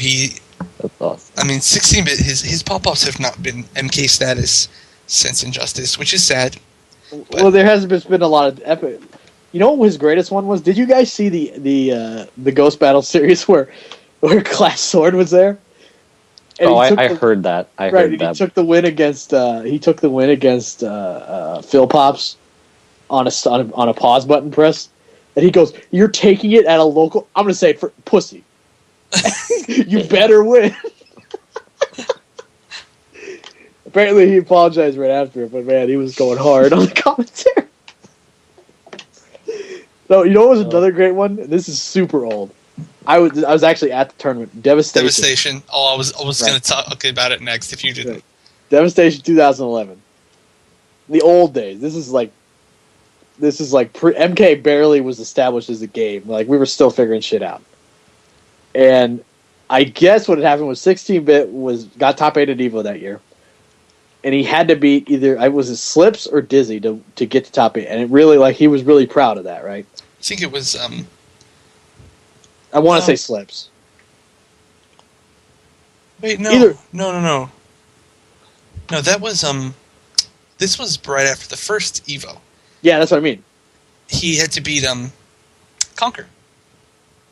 Oh, Conquer, okay. I thought it was one of his training partners, but either way, he had to beat someone who was considered very good, and he is really proud of that. And I guess it was either Dr. Dog or Sal, I actually think it was both, had said that he had an easy road to top 8. And he went fucking nuts. So we get to Devastation, and this has been bubbling under the surface, I guess. He plays B-Wiz. Mm-hmm. And B-Wiz, had the match, and literally it was, one of the greatest comebacks you'll ever see. You can look up the video. It's on our Team Hazmat's channel. And he wins, jumps up, runs right over the mic. "See that, Sal? I just beat your guy!" He's going nuts. "I beat your guy! Where are you? What do you have to say now?" And I'm just like, oh my god. Because I had no idea what any of this was. I knew Sal because he'd been helping me get in the Mortal Kombat scene. Mm-hmm. And I'm just like, what the fuck was that? Yeah, it was legendary. It's on stream. You can see it. And the idea was B-Wiz was getting them. Sal was also hyping up B-Wiz as being really good at the time. And I don't think B-Wiz had anything to do with it. No, it wasn't. Yeah, that's been the catalyst for B-Wiz not liking 16-bit ever since. Which is kind of unfortunate, but yeah, it was one of the great. God, it just went nuts. Let me say that was a huge ballroom. It was like the size of an MLG ballroom, which is twice the size of an Evo ballroom. And I was standing almost all the way on the other side of the room, and out of nowhere, I hear, "What now? I beat your god!" And I was like, "What?" And I turned, and there was no speakers for the commentary microphone. Yeah, I could he had a mic. Yeah, and I could hear him across the entire room. Dude, it was. I think everybody turned. Mm-hmm. You know what sucks is that I think there could have been a really, really good 16-bit pop-off at Frosty if he had beaten PL. Oh, he would have went nuts. And it didn't happen. Sucks. And I'm sad because that would have been awesome. Dude, his pop-offs are always legendary. Remember when he beat Rio at MLG and he yes, and he started he did the Eddie Guerrero chest slap. Yeah, that was so sick. Yeah, and of course there was Evo 2011 when he got top 8. Ran to the literally wall. Just stood up, booked as fast as he possibly could, jumped right into a wall. What? We were like, what is this guy doing? If that's not passion, I don't know what is. Yeah, man, that was nuts. You're literally so empowered, you just run into a fucking wall to stop your own momentum. I don't even think he thought the wall could stop him at that point. Pig has had some good ones, like where he goes fucking nuts too. He's also had some of the worst ones, but go start with the good ones. I remember there was one MLG, I don't remember, where he won and he went fucking nuts and almost he ripped his headphones down and he almost ripped it out of the fucking station. I think that was Anaheim. Was it Anaheim? Because I remember seeing him pop off and walk around the stage going ape shit. It was Right. Anaheim or Dallas. It was one of those two. I think it was Anaheim, though. You're right. And I remember the headphones almost ripped the station out. Yeah. It was so intense. Was it after he beat?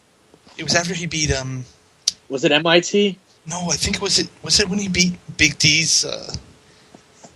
Kung Lao. Yeah, I think. I don't remember. To be honest, I was wrong. I don't think Big D was at Anaheim, so I don't know. He was at Dallas, wasn't he? Though. Oh. Okay, there was also one where Pig got up and he freaked out and he started rolling around on the floor. Rolled, yeah. I remember the rolling. That was interesting. I think that wasn't an MLG. I don't think. I'm trying to think when it was. All right, I think that. Oh, it was Evo. I think, or MLG. It was one of them. It was a big stage. Yeah, or maybe UFGT.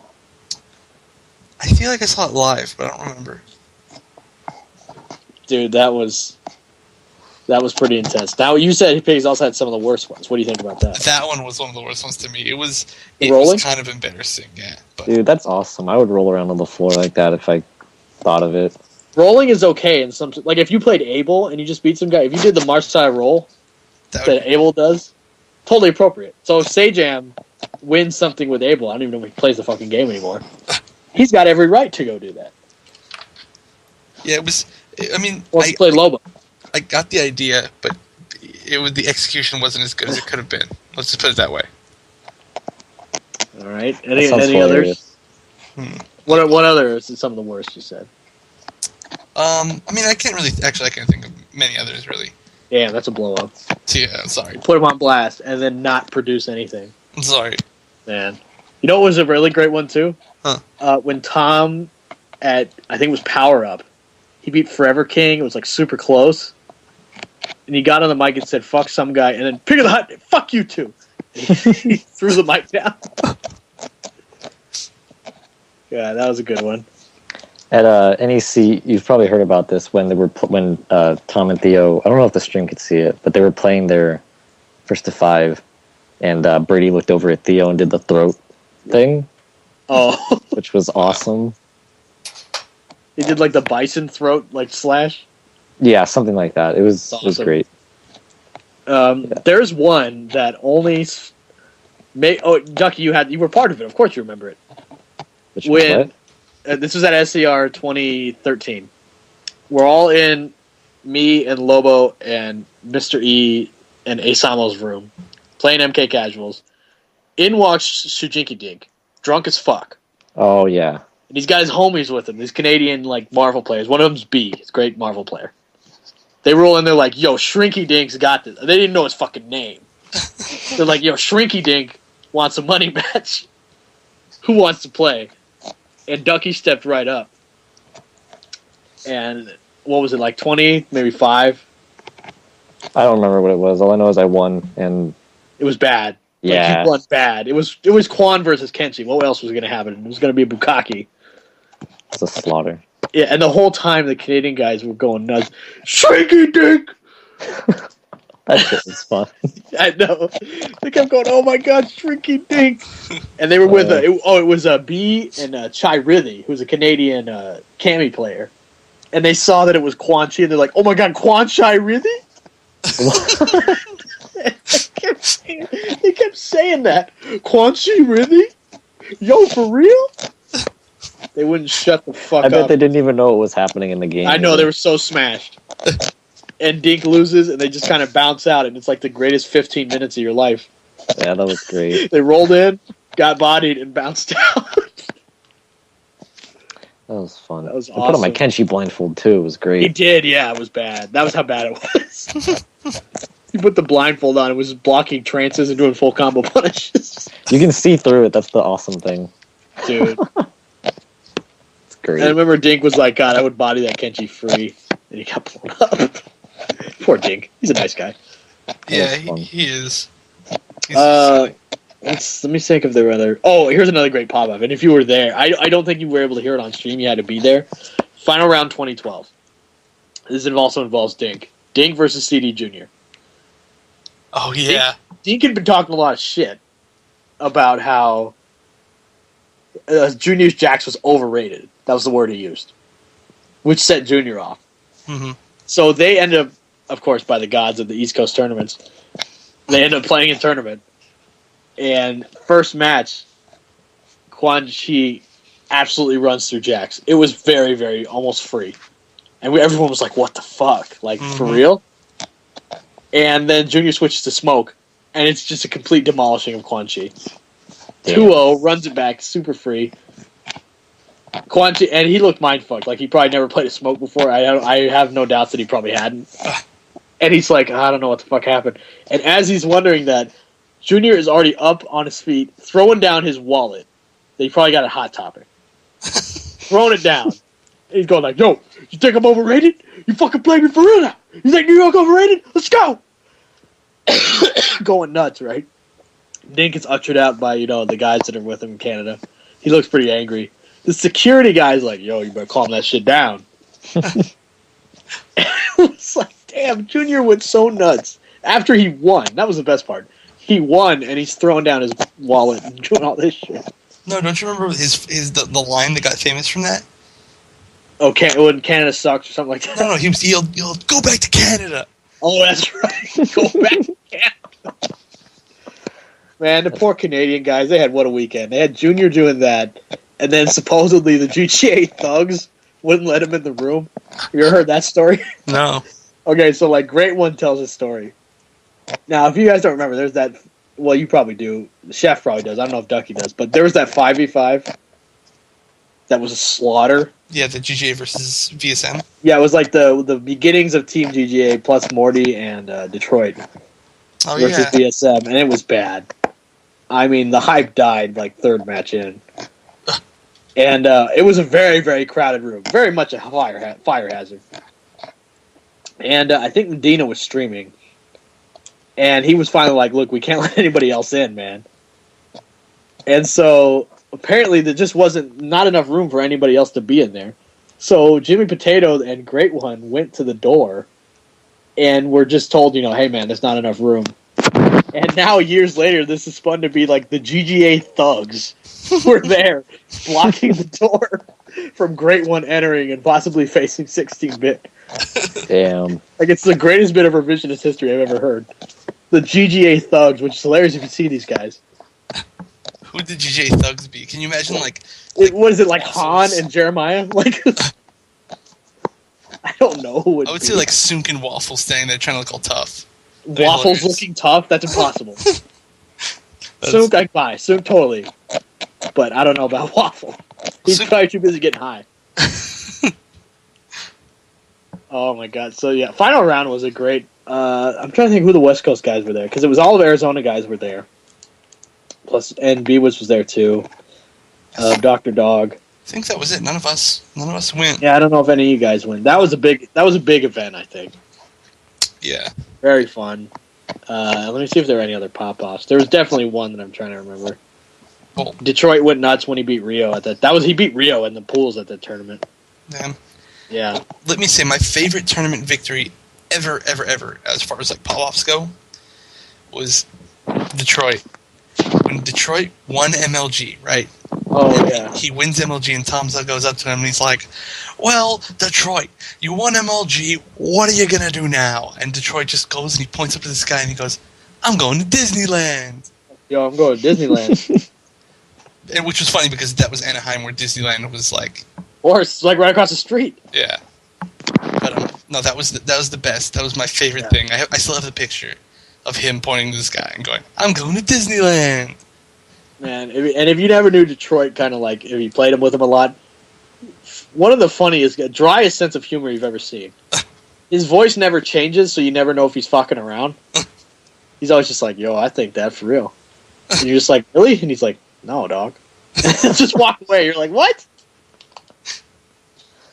He was awesome. I'm kind of sad. I think he has a job, and it's really just taking all his time. And he wasn't really that into Injustice. So he's really not around anymore. But yeah, I mean, when he was around, man, fun guy to be around. Yeah, and it's perfect that he would troll the end of his. Oh, he went nuts when he beat Pig at SDR too. But he deserved that, dude. That was That's the only time I've ever seen him show like a bit of emotion. Because he was like, yeah, fuck yeah.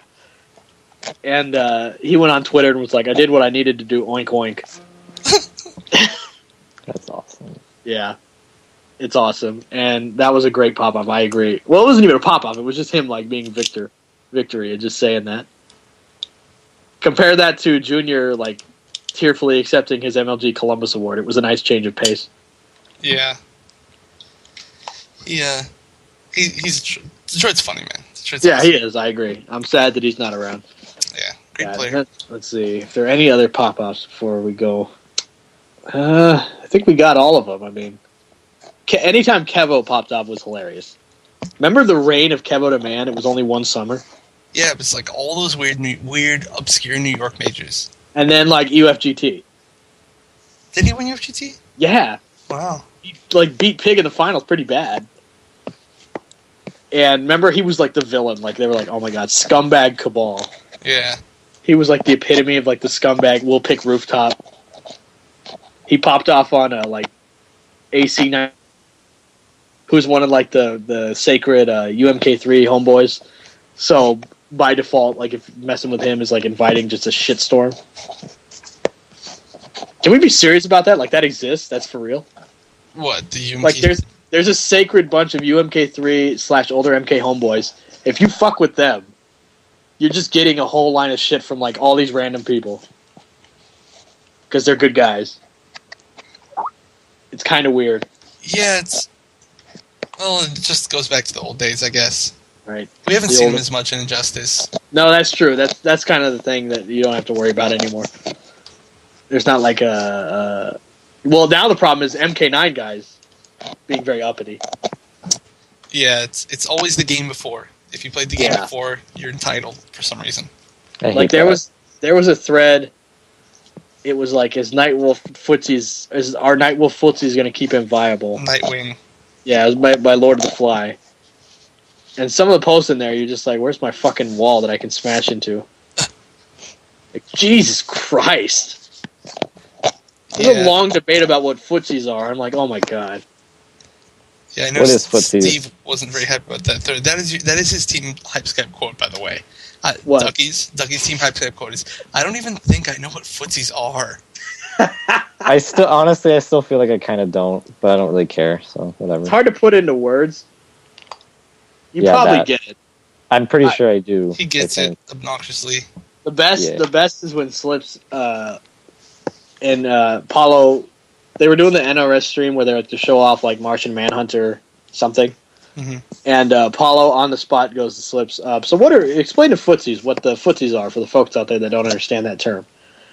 And Slips is like, well, it's like when you get to the mid range and shit happens. And I'm like, wow, that's pretty good. Yeah, that sounds about right. If I had to sum that up, that's pretty good. The problem is though, I think when people think of Nightwolf footsies or Nightwing. God damn it! Why do you have to do that? Why do you have to play Nightwolf and then play Nightwing? It's obnoxious. I know, NW. He also just put NW footsies, I think. Anyways, it's like Nightwolf footsies. Like you have to think. Footsies aren't just about a poke. Like I think people look at Staff 1, and I'm like, yeah, that's a good poke. Mm-hmm. But a big part of footsies also is mobility. Mm-hmm. Being able to use that poke in conjunction with how fast you can weave in and out. Nightwing doesn't really have that, I don't think. And I wouldn't be surprised if Steve agreed with me. A big thing is that you have to, like, let's take for example a character and I'm just going to use the Street Fighter, and I'm sure Chef would understand. Look at T-Hawk.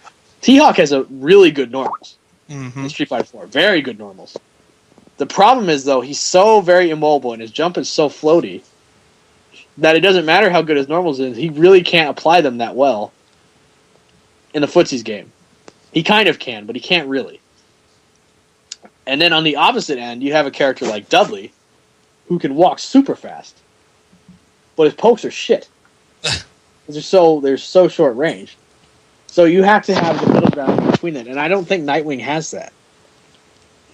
Yeah, it's obviously it's different based on stance. Of course, right? Like you either get good pokes and staff for not very good mobility, or good mobility at the cost of a shite jump and not very good pokes. It seems like. I mean, what about Nightwing's back two though? Isn't that kind of decent-ish? Yeah, it I is. was gonna say, there's the exception. Like back two is good, and standing three is kind of good. Yeah, but mostly back to you. But I mean, it can work, you know. It's I don't know. I don't know about Nightwing, man. I don't know. Who knows? The Nightwing gods know. The Dick Gods. CD Senior knows. CD Senior. That's right. I forgot he's played Nightwing. Junior, he played Nightwing one time. Oh yeah, in that 4-man tournament, he won. Yeah. Good He's shit. the best Nightwing. Best Nightwing NA. Yeah. God damn. Hold that, Steve. Yeah, Steve. I'm sorry. Concede to Junior, Nika. do you have to say that just every time you mention Junior? I feel like you have to now. Yeah, it's probably sort of a It's rule. been drilled in at this point. It's his signature line. At this Yeah, point. his gimmick. It's what keeps him memorable. Yeah, that's true. Even as he's long been forgotten. Damn. All right. So speaking of centuries old shit, you guys were there on Twitter. Rio versus PL. I mean, what a war this was. This has been brewing since the very, very beginning of Mortal Kombat. Mm-hmm. I mean, we were just talking about it earlier, the call-out vid. That was a big deal.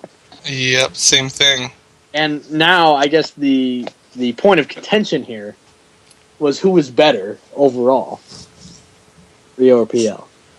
Now, the problem I have always had with this argument is both have very legitimate claims that I have a hard time siding with it, in my opinion. Either one. What do you guys think? Well, I think overall, it's got to be Rio. I mean, MLGs were extremely hard competition. So was Evo. They both won 2 each.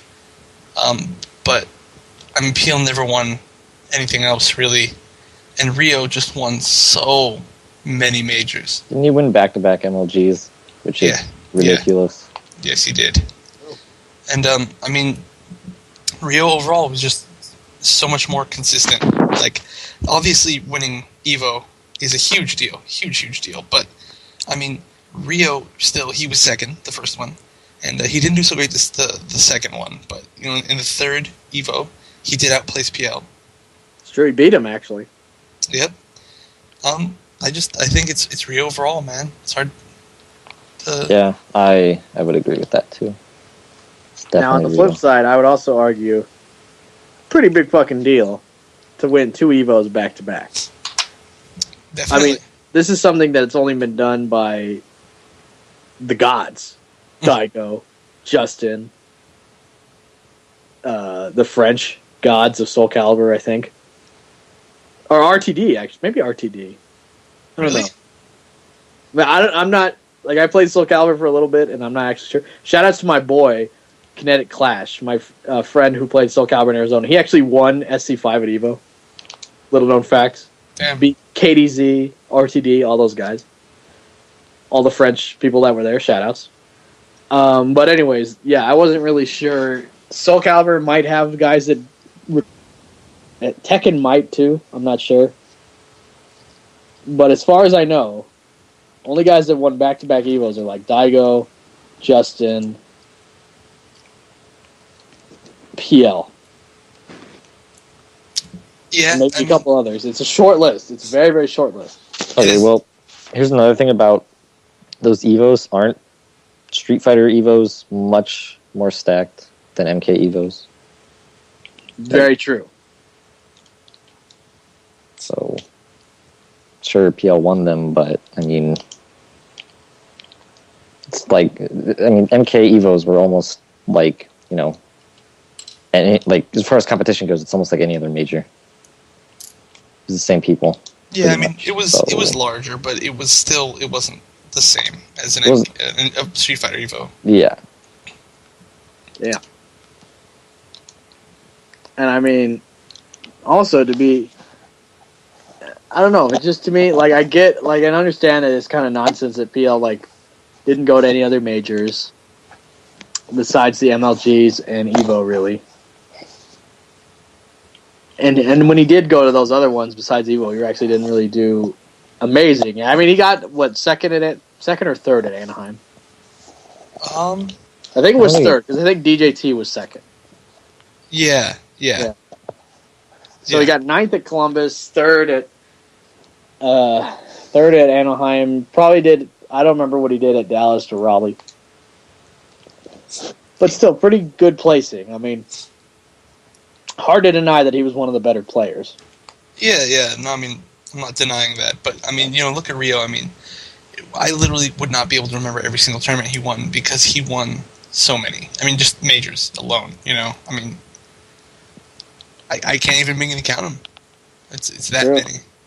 I mean, really, this is just mainly a question of the age-old Evo. The age-old story. How much does Evo count? Yep. Like, The Undertaker is undefeated at WrestleMania. That's the big one. But does it really matter that he's won at these other major events? He gets shite results. No, it doesn't matter. But now to be fair, if PL had done the three-peat, I agree with a couple others that say there would be no argument. Three-peat at EVO is ridiculous and would have solidified it. But now that he hasn't, I think the question is pretty up in the air. Yeah, and I mean also just the fact that MLGs existed, that adds so much, in my opinion, to Rio's. Very good point. I mean, PL never won any of those, and Rio did. Mm-hmm. When they were both there, I think, right? Yeah. I believe so. I think so. Yeah. I mean, MLGs were a huge, huge deal for our community. Huge. I agree. I think it extended Mortal Kombat far past it. If it wasn't for those, I really don't think it would have lasted through the summer. Through another Evo, at least. Not a couple Evos. Maybe. I mean, I'm not sure if it would have lasted 3, but it could have lasted 2. But one way or another, it was a really good thing for it, and it was easily some of the hardest competition out there. Right. And yeah, I mean, 3 out of 5s too was a huge deal. So, I mean, the fact that Rio won those really levels the playing field more. And then, on top of that, all those majors against so many good players. Yeah. I mean, again, it's hard to deny being the winningest versus winning the one when it matters the most. Mm-hmm. And that's a question in every sport. Is it who has the most Super Bowl rings or who's been there the most? Mm-hmm. Who's gotten there the most? Who's been in the most playoff games? It's a hard thing to call. Now, luckily, we can have the metaphorical debates all the time. There were some funny-ass quotes, mainly, that I'm going to look at here, because some of them were hilarious. Junior got involved. 16-Bit got involved. Of course he had to. Yeah, and then there was a lot of Street Fighter guys that got involved because of one certain thing that PL said, which I'm not sure. Wait, what did he say? Oh, he was... Basically what happened was he was likening himself to Daigo, and he was saying, look at me. After I won EVO, I was still extremely successful. After Daigo won EVO, he wasn't successful at all. I'm more successful than Daigo post-EVO. It's like, what? So there were a lot of people. I mean, even like Justin Wong, he posted and he was like, really? Now, Daigo won back-to-back EVOs, and whenever he goes out, I mean, he's pretty successful, I would say. Yeah. I mean, the last EVO, the one in Infiltration, when he kind of got blown up, but he still got top 8. Yeah. And then they had the, and then this year he did really good, and I think got like 4th. So again, I mean, I don't really buy that. Yeah, I don't know. That was the whole thing, though. It was a really big deal. Right. I'm the best. I won EVO back-to-back. My character was also nerfed, and I still... Now, does he still get to say that? I've always argued this. Kung Lao was nerfed, yes. But was he nerfed that bad?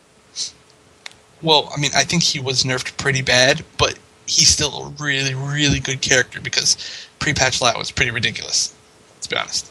I agree. The spin was dumb. That was retarded. Safe, dive watching. safe low hat. Safe low hat. The old dive kick.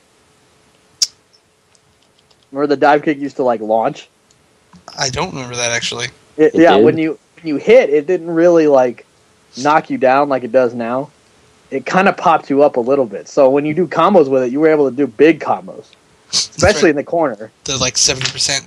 Right, he had like 70% corner combos. Mm-hmm. He was basically Superman. Very similar. Yeah. Very similar. Nerfed to still being top tier. Yeah. Yes. Evo is once a year and has more entrants and higher level comp.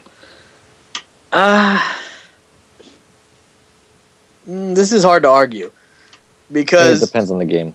Right, and because the one Evo we had were like the UK guys. That was the big like, oh my god, these guys are here.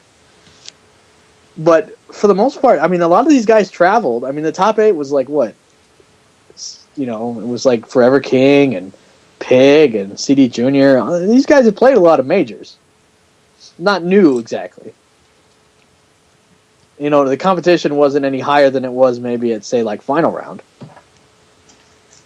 So, you know, I don't know. I don't buy that part of the argument. Mm-hmm. So, I don't know. It's important, but I don't actually think that works. Yeah. I mean, it could be higher level, but I mean, it doesn't necessarily. I mean, not higher level, but there could be more entrants. But I mean, still, the best of the best show up to almost all the tournaments. You know. That's true. Like again, there's not a huge foreign presence in MK or Injustice. Yeah. Like we don't get like these godlike Japanese players that come down, and they're like God, Batman, waifu. Like they don't do that. So like, or we don't have like these godlike, you know, Russian players. Like Belial doesn't come from the fucking Arctic North and play Killer Frost and Body Assault. Like it doesn't happen. So Cool Whip doesn't show up from Lebanon in a Kung Lao like teleport and play Batman on us and just school us all the time. So we don't really have like that highest level of competition. That happens a lot more often than we think. I don't know. You're kind of starting to swing me there. I don't know.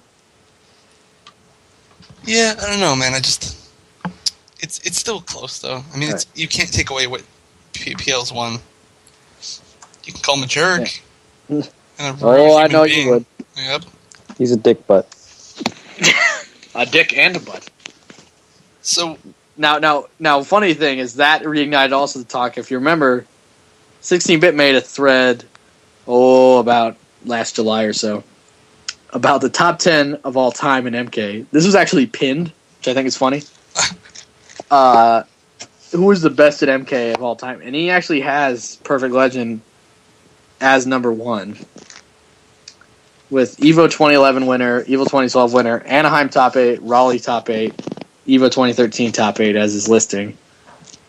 Rio's number 2, DJT's 3, Junior 4th, Ballin 5th, Pig 6th, Maxter 7th, himself 8th, Dizzy 9th, and Tyrant 10.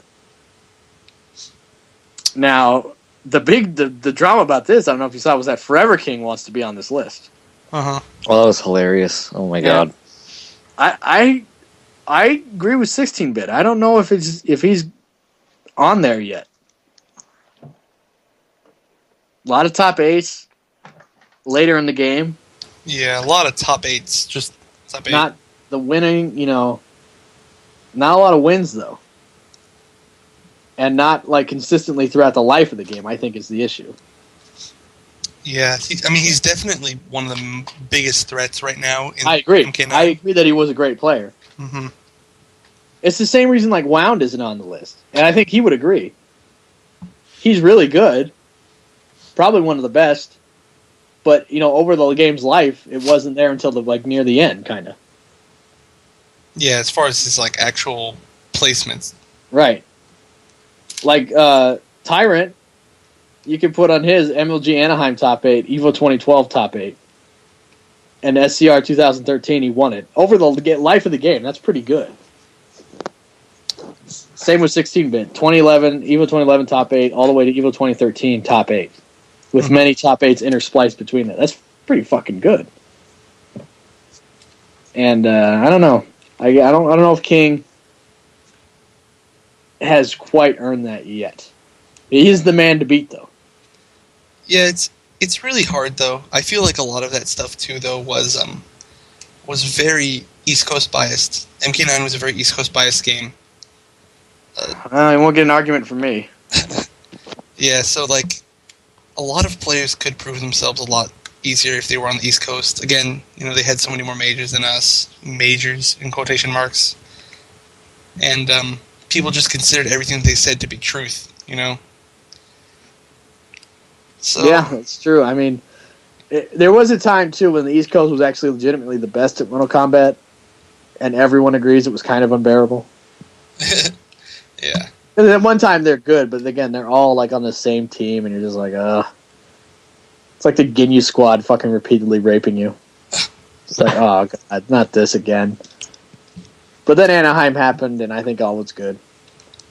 Yes, MLG Anaheim was the turning point in all of MK9. It was so amazing. I think one of the great tournaments in the NRS game history will go down.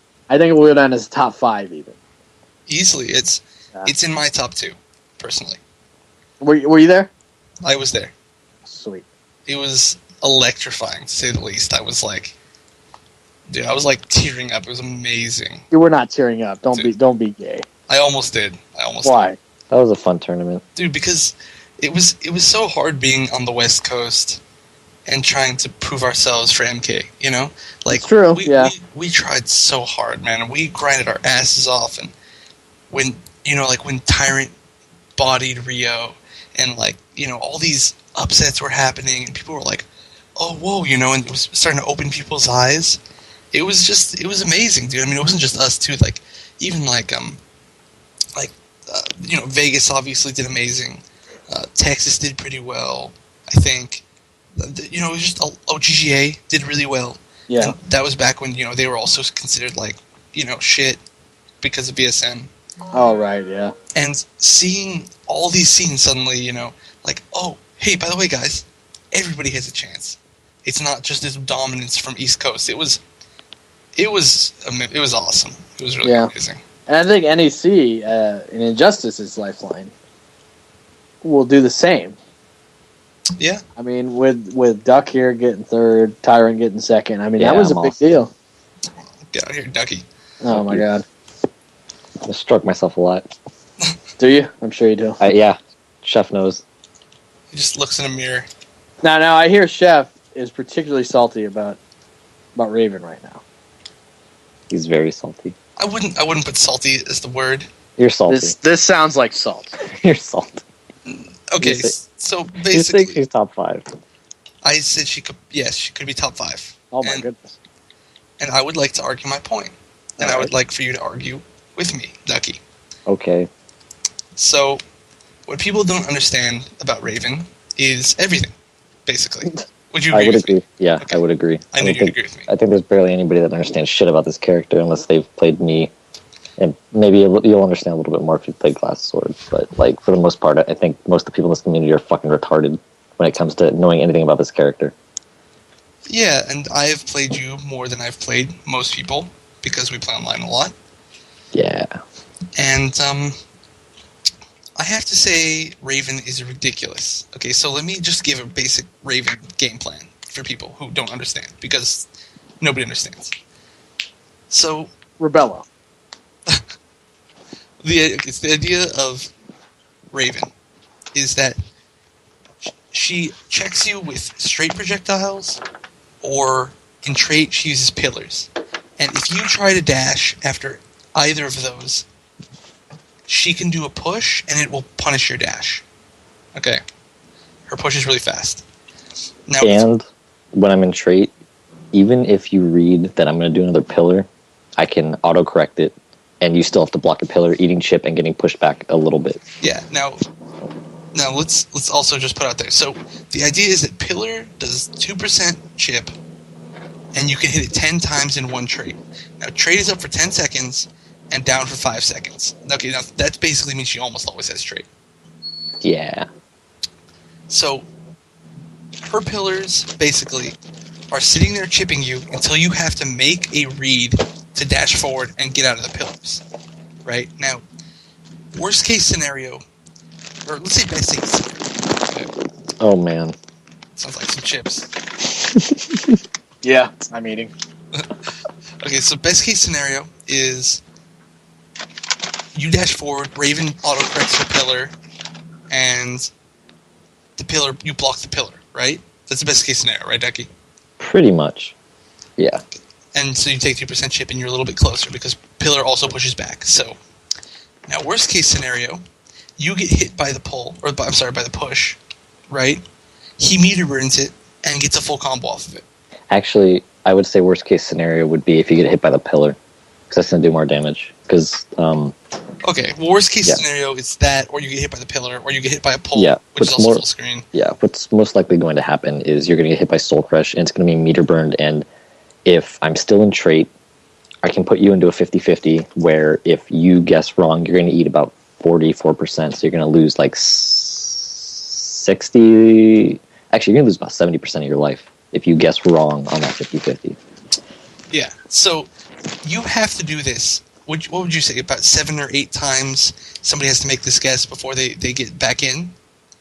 Yeah, a lot. You have to make it a lot. You have to make that guess so many times. And the thing is, nobody is safe from this mix-up. Would you say that? No. Flash and Grundy, I would say, are the only two characters that completely... maybe not 100% completely nullify it, and then Zod can do a little bit about it, depending on the range he's at. Sinestro, like, there's some characters that have different ways to deal with it, where they limit it a little bit, but they still have to deal with it. Right. But maybe not as much as another character would. But for the most part, for most of the cast, they have to deal with it in the way that we're talking about. Right. So every time that she has you full screen, she's basically putting you into repeated 50-50s that are huge risk for you and bad reward for you. Low risk for her, high reward for her. So, I mean, just on that basis alone, I don't think people understand how good that is. I mean, there's a lot of people that are used to fighting Ermac in MK, and it's not the same thing. She's nothing like Ermac. She's nothing like Ermac. It is not the same. With Ermac, you just dash block a little bit at a time, get close. With her, you have to make these reads, you have to make these guesses. Now, on top of that, I mean, why don't you talk about her damage, dude? Her damage, like I said, like you heard earlier, with that meter burn soul crush thing, which isn't even the max I could get, but it's going to be basically around 70% if you guess wrong. The soul crush meter burn in the forward 2-2 pull meter burn is going to be like 20. Well, actually, that one's going to be less, but it'll be around 25-ish. And then what that sets up, when you get into a meter burn pull, I have the option to put you in a 50-50 where you have to guess if I'm going to cross up or not. And if you guess wrong, I will hit you with jump 3 and then do, hopefully I'm out of trade by that point, down 1 lift, meter burn. This whole situation is going to cost 3 bars, but she's going to have it because she basically has infinite meter. And then that combo will lead into about a 44% combo, so the total will be about 70%. And some chips. I want some chips. Actually, she does hella chip, so that's pretty convenient. That is good. And then also, I can put you into a setup. I can end that combo in a setup where I go for an ambiguous cross-up that reverses your wake-ups. Or I can do a throw. I can do... All right, they get the idea. Yeah, you're fucked, basically. So, my argument is she doesn't have any real weaknesses. Except when you get in and knock her down, because her wake-ups are garbage. Unless she's in trait, she has her teleport as a fully invincible wake-up, but it's good. It causes you to have to guess if she's going to wake up or not, and for some reason, nobody ever expects me to use it as a wake-up. So basically, if I'm in trait and I get knocked down, I get up for free right now. Once people start to, understand that more, then it'll be a guessing game. But but if she's not in trait, both her wake ups that she would use, mostly lift is used because Soul Crush is super unsafe. But Soul Crush is actually harder to stuff, so I'm considering using it more, depending on how well my opponent's stuffing wake ups. But you can stuff her wake ups really easy, and so she's susceptible to things like Catwoman knocking her down and getting free 50-50s, Killer Frost, Batgirl, like anybody, even Shazam. Like, she's really free on knockdown, but I mean, it's not terrible. Because if I'm not mistaken, her backdash isn't very good either, right? No, her backdash is awful, but that doesn't really matter. Her backwalk, right? Yeah. Yes, her backwalk is. Can we talk about her backwalk, please? Yeah. Real quick though, because I want to point out something great about when you knock her down is that, okay, say you knock her down and she guesses right, I'm immediately going to push block and you're gone. So you're out immediately if when you knock me down you guess wrong. So yeah, and then her backwalk, it's retarded. It's awesome. Since there's no proximity blocking in this game, she will literally walk out of your frame traps or out of you trying to play footsies with her. Nightwing's, what is that, down 1-2? It's like +9. He can't do any follow-ups to Raven. If she holds back, she will just walk right out of it. There's nothing he can do with frame traps on her when he gets in. Yeah, it's ridiculous. I have dashed up to you with multiple characters, point blank, done my attack, and you've walked back before the attack could touch you. It's nuts, but it's awesome. Yeah, it's a flaw of the game in general, I think. That there's no proximity blocking. It really fucks characters like Catwoman. And 16-bit has gone very emo about this. I think it was on the last KTP he talked about it. Like if you're fighting like a Sinestro, he'll just walk backwards when you're in forward 1 range, and it's like, well, shit. I can't get him to block it. And what do I do now? I gotta jump. There's a lot of characters that are in that fucking situation, and it sucks. Well, Raven abuses it heavily. Oh, yeah. It's great. So, okay, I think she's top 5. You think she's 11. Okay, now very specific number. Yeah. Yeah. It is a very specific number. I know. He's thought about this a lot, I guess. Yeah, I think about everything. I would like to ask you, what would she need to make her better than 11th place, which is not that high? Fully invincible, safe wake up that isn't teleport. That's her only weakness, though. I know. Okay. But I hate this because we had a little bit of this conversation earlier, and it's annoying because you've been slowly convincing me that she's top 10, maybe. Oh, just top 10 right now? Okay, we'll work on it. But okay, here's another part of the problem why it's hard for me to say if she's top 10, top 5 or not, is because I don't know how I feel about other characters' placements either. I'm just not sure. I feel like it's too early to call where most of these characters are right now. Okay. But it's annoying because you're convincing me, because she really, her only real weakness is, on knockdown, she's free. And even then, it's not like I feel people overreact about, oh, my character can't wake up. Like, yeah, Raven can't wake up, but okay, big deal. You got to deal with the knockdown shit, and then boom, push block, you're gone. Because she, Raven basically has infinite meter. That's how I play her, is as if she has infinite meter, because that's just how it works with her. Because her trait builds meter so ridiculously fast that you can just spend it like crazy and you'll be fine. It won't matter. This is my favorite part from NEC, was when I was playing newbie. I spent 3 bars in the span of about 5 seconds. Push block, soul crush, push block, soul crush, meter burn. That was literally what I did.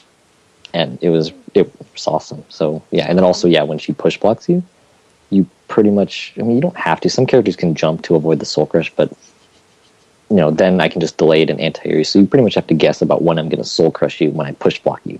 Mm-hmm. It's great. I think she probably abuses push block the best out of anybody in the game. It's awesome. Very possible. And then, her normals are pretty good. They're not the best, but they're decent. But they're pretty good. They're good, but I don't know. I think there's characters with better normals, but whatever. Yeah, probably. But still, hers are very good. Back 2-3. Yeah, back 2-3 is great. One of the best footsies tools. Yeah, it sets up a mix-up that has several different things that can happen. If I'm going to lift or not, basically, I can do back 3 to stuff your back 3, because you can move back 3 between it. Forward 2 will break armor because it's 2 hits, so I can do that. Or you can just walk back and whiff punish that back 3. Yeah, that's true. Actually, I can't do that to Harley, I believe, and maybe Aquaman. Yeah, I'm sure there's some characters. Yeah, for most characters, I can just walk back, soul crush it. I can do back 2-3 super if I wanted to. Which you hit me with tonight. Yeah. So, yeah, there's that. And then, like, her best footsie tool, though, is her lift, of all things. Oh, God, the lift. Retarded. It's so stupidly good. Like, most characters, like, can't do shit about it at max range. And, like, they can block a lift, dash up to me to try to pressure me, and I can do down one lift and full combo them for 40%. Yeah, or sometimes even just do another lift. Just do lift. Yeah, exactly. It works. It's like... It's similar to Spirit Charge. It's very similar to Spirit Charge. Which, by the way, man, we all played Kenshi and tied last SCR. Man, how weird that is. That is hilarious. That's awesome. I just forgot about that. I remember you said that right after SCR. Yeah, all three of us tied with Kenshi. We were the trio there, but we returned for a different game. All playing different characters. Well, we now know that the theme song of the podcast is going to be The Good, the Bad, the Ugly. I'll be the ugly. Don't worry, guys. But you're pretty. Yeah. You're a hippopotamus. It's true. It's a vicious but pretty animal. Exactly. Now, the only thing I can comment about Raven, because I've played her very little, but I really hate the Green Lantern Raven matchup, and that's really it's bad. That's probably her best matchup. It's awful. Oh yeah. Like it's bad. He can't do much, like, to deal with her shit because he gets zoned out super hard, and like his only chance is to get within lift range and then hope that I do Soul Crush, which even then it's whatever. We had our local guy that played Raven, and the only thing I could do was trick him into trying to Soul Crush by jumping and then doing the air rocket, which worked sometimes. And just trading? No, I would get him. Oh. Because I'd be in, like, the dead zone. Got it. Right. Yeah, because you can jump over Soul Crush. Most characters, I think, are able to get, like, at the peak of their height. They can. And he has a particularly floaty big jump. Yeah. Yeah. And then the other thing I had to do was basically trade with Meteor Bird O's rocket with her normal Hadouken. This reminds me of another, like, speaking of trades, a really, really, really broken thing that Raven has that has never been fixed is if you trade hits with her lift or her pull, if she can recover fast enough, she can combo off of it. Yes, I've seen this. Burning. Yeah. Can't technically push also? No. Dude, you totally can. When they're floating in the air and you trade, sometimes you can grab them. It happened to me once, I'm pretty sure. It's, like, not very often. Like, it has to trade with, like, a down one or something. Wait. Like, no, that's not Soul Crush. That's lift that's causing them to float in the air like that. No, I know, but I think you can do it with Soul Crush too, because they pop up into the air slightly. It's like a really awkward situation. I think I accidentally did it once, but anyway. I'm not sure. I'm not familiar with what you're talking about, but if that works, that's because not because of a glitch, but that's because like the situation I'm thinking of is that, like, I don't know, say for example Green Lantern, I hit you at like the peak of your height or whatever, and I also got hit with a rocket, and I was able to recover and then Soul Crush you before you hit the ground. Is maybe, I don't know. I don't think that particular situation will work, but that's what I'm thinking of with the Soul Crush thing. Might be. I don't know. That situation sounds odd. And it is odd. I don't know. Anyway, continue with yours. But yeah, so character has like pretty good footsies. It's fucking awesome. And then, her backwash, she gets, like you said, she gets frame traps. And yeah, so I don't know what else about her is fucking stupid.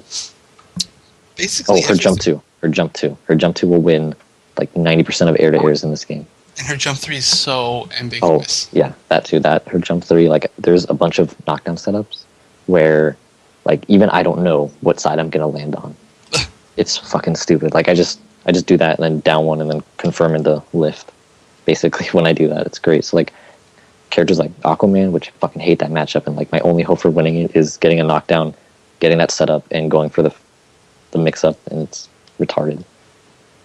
And she's the only acrobatic character that I know of that has the use for dive kick because she also can get a 50-50 off it and use it in her BMBs and not lose any damage. Scorpion. Well, I don't know anything about that. I remember hearing you guys talk about that, and I don't know anything. I'm just salty about it. Don't worry about it. Okay. I don't know. I was actually curious. I want to tell me about that later because I want to know about it.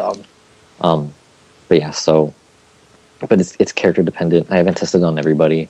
It's very situational because you have to hit them when they're near that, and it's all right, but it's still there. Now, something I've thought about, and I don't know if you guys think it's that great, but I think it's kind of cool, is that I've noticed that her down 2 is, it's a mid that starts from crouching, so you can duck throws and jabs, and it's I think it's safe. It's -5 and 10 frames. It's -5 and 10 frames. That's not bad. Yeah, it's good. For down 2, yeah. It's actually, it's not a good anti-air, but something it's good for is stuffing dashes. Right, it's like a footsie tool, kind of like how I use Deathstrokes. Yeah. Where it's kind of like they're coming in, throw this out. It's pretty safe. Yeah. And you get a decent combo on hit. Probably won't be much, but, it's Raven damage. It's still pretty good. Yeah, she gets about 30. The one I'll do is about 30, but she can get, a little bit higher if you do, a harder combo. Damn, 33. really? Yeah. It's a lot, actually, for down 2. Yeah, it's good. She still gets good damage off it now. You can use either down 1 or down 2 to stuff dashes. So either one works, obviously. They're great. And then her down 3, too, is actually really, really good. It's, I want to say, about 13 frames and -7, but, point-blank reversal corp charge doesn't punish it unless you're in the corner. So it's basically safe. It's awesome. And it has longer range than her back 1, which is her low starter. So what happens is once people are out of back 1 range, which is really, really short, I can catch people with sweep pretty easily. They'll just be walking back and just sweep them, and it works a lot of the time. It's great. Okay, well, let's talk about this then. Since we're just talking about how good Raven is right now, let's talk about who do you think is better than Raven? Okay. Superman. Yeah. Aquaman. We can go with those two. That's sort of a given. They have no weaknesses. Martian. But well, I do want to say first though that Aquaman does have the same weakness with wake ups. Yeah, he does. They're ass. Yeah. Now I would argue though he can still do the push block thing that you guys talked about. Yeah, it's very similar actually. Yes. Yeah, but I don't feel like he gets that much of a reward off of push block as Raven does. I don't know. You kind of push him back into his optimal range. Yeah, but Raven gets to do more of her crazy zoning mix-ups and annoyingness right there. Yeah, because if you get caught by a soul crush after push block, you can eat potentially 38% if you get hit by it. So kind of bad. Okay, so Superman, Aquaman. I want Martian. All right, I want to argue with Martian. And then after that, let's see. I'm looking at the cast right now. Sinestro, I think, is a better character. You think Sinestro's better? Okay. Yeah. I think he in my opinion he's close to the same as Raven. They're both extremely obnoxious zoning characters. It's almost impossible to outzone either one of them. They both, I guess, they do well against each other. So I won't argue with that one. We'll just for the benefit of the doubt say okay, Sinestro. And then Batgirl. Batgirl's fucking stupid. Batgirl. She's fucking stupid. Okay. We talked about this. Yeah, Batgirl's very good. She's fucking retarded. Wonder Woman. Wonder Woman, really? Yes. I don't know, man. Why is she not better than her? What's Well, I mean, if you just look at screen control alone, Wonder Woman has very small screen control. She has to be really risky. If people are trying to throw interactables at her, she has to do air Demigoddess or something like that, or air Tiara, and that doesn't really work. And I mean, she constantly has to chase people down. Yeah, but once she gets in, and especially if she gets in the corner, she's got huge damage, meterless too, and then her corner shit with the instant air dive punch is... Okay, well, first of all, her damage isn't that much higher than Raven's. And Raven will have the meter, so it doesn't even make that much of a difference. B, she's very susceptible to lots of these zoning characters push blocking her, like we've discussed. Yes. And, I mean, just getting in general is tough for her, because she has to use back 2-3, really, to play footsies, and that doesn't really give her that much of an advantage as far as getting in. What about instant air demigods getting, say, fighting against Raven, and she blocks a soul crush, she gets the instant air demigoddess and gets right in. Yeah, but it's not like she's an advantage. She's minus. Is she in though, or is she She's in. What is it minus 6? It's not punishable. Raven can't punish instant air demigoddess. I've tested it at different heights. She can't punish it. So. And anyway, that doesn't work against most of the cast. I mean, Aquaman full combo punish, Superman full combo punish. I mean, unless you are absolutely frame perfect, which is very, very hard. And one way or another, she has to block them. It's not going to work against most of the cast. Just Raven's, not specifically good against that. I mean, the thing is, Wonder Woman has to work hard to get into her element. Raven is always in her element. You know what I'm saying? Yeah, you can see that. And Raven has much safer ways of trying to get her damage that also chip, also build meter for her. Wonder Woman, when she gets in, she's pretty much got one chance.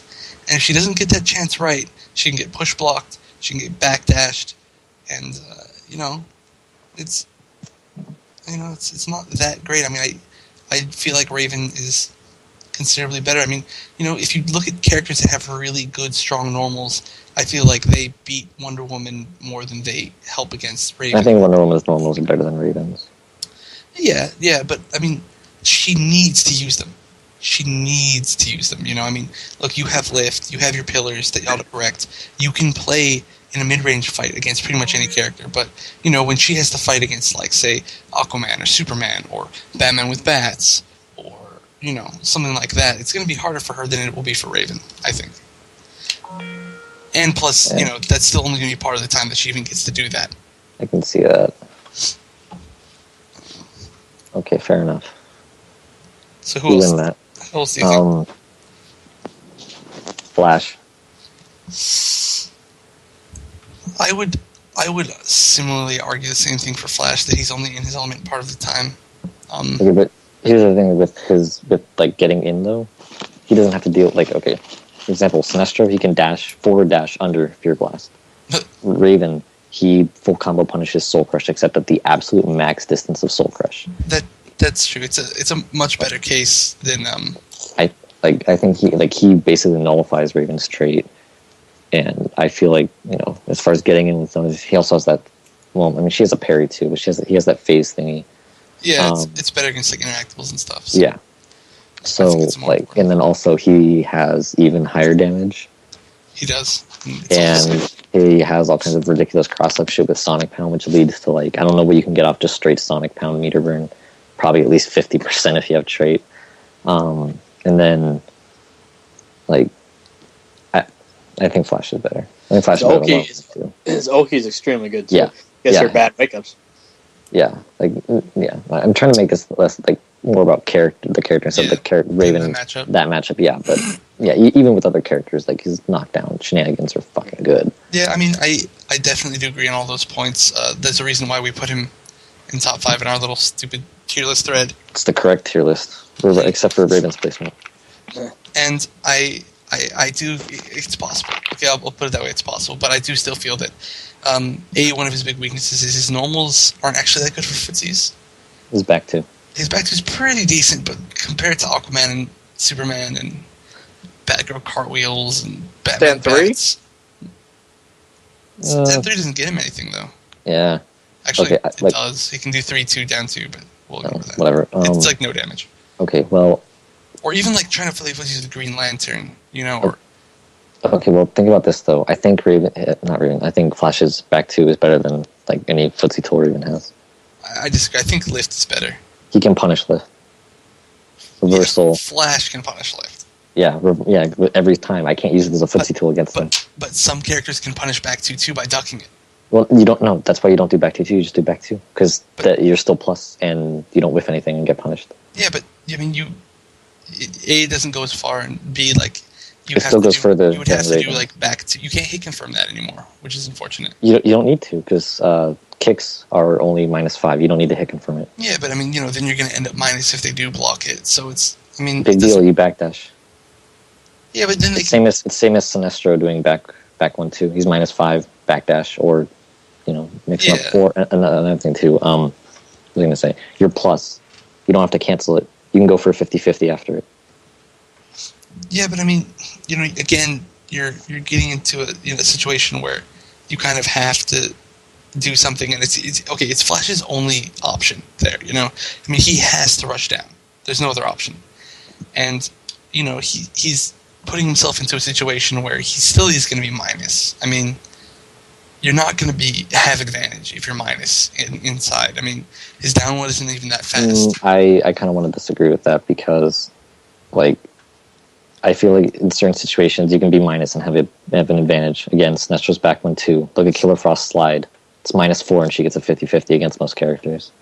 Well, those are all for different reasons though. Frost is because she has a parry, and Sinestro's is because back one two has good pushback.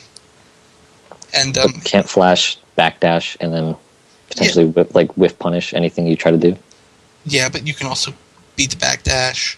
Or you can backdash yourself. Yeah, but you have to read what's going to happen because he could just do he could do back 2, lightning kick, back 2, if he thinks you're going to backdash, back 2 and beat your backdash. Some characters that the back 2 doesn't win there actually know that. Okay. I think it's most characters the back 2 won't hit, but you might block it again. But I mean it's not like a really positive situation for him, and he needs that. And I mean back 2 isn't even that fast, you know. I mean, it's like 15, I think. Yeah, I mean, you're putting yourself into a read situation where you don't technically have advantage. You know? I don't know. I don't feel like that situation is that terrible for Flash to be in. It's not that terrible, but it's his only way to play the game. And it's not like big greatness, you know? I mean, like, when you play Raven, again, going back to Raven, if you're sitting from full screen playing her game, that's good for her always. There's never a time where you're like, oh, this sucks. I'm zoning him. It sucks. But when you're up against, with Flash, hitting him or getting him to block and you're -5, it's like it's not nearly as much of a situation he wants to be in.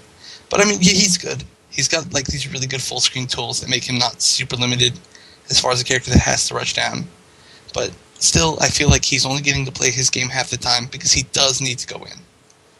And Raven gets to play her game most of the time. Also, his wake-ups are kind of crap. Yeah, I disagree with them being crap. His invincible ones, that's good enough. Yeah, you have to guess if he's going to wake up or not. I don't Flash short you. Yeah, but it's a low risk or it's a high risk, low reward wake up. That's true. That's true, but I don't know. I don't feel like it's. You still need to guess if he's going to do it or not. That's the way I see it. He has a pretty good backdash. I mean, he's got a very good backdash. Yeah, you have to consider like all the defensive options. I think. Yeah. Yeah. Okay. Well, I mean, he's very good. He's up there. So far we have. I believe that was 6 characters that you have. It's Superman, Aquaman. Martian, Batgirl. Batgirl, Flash, Sinestro. So that's 6. Yeah. What about Zodrick? No, I don't think Zod is better than Raven. Me neither.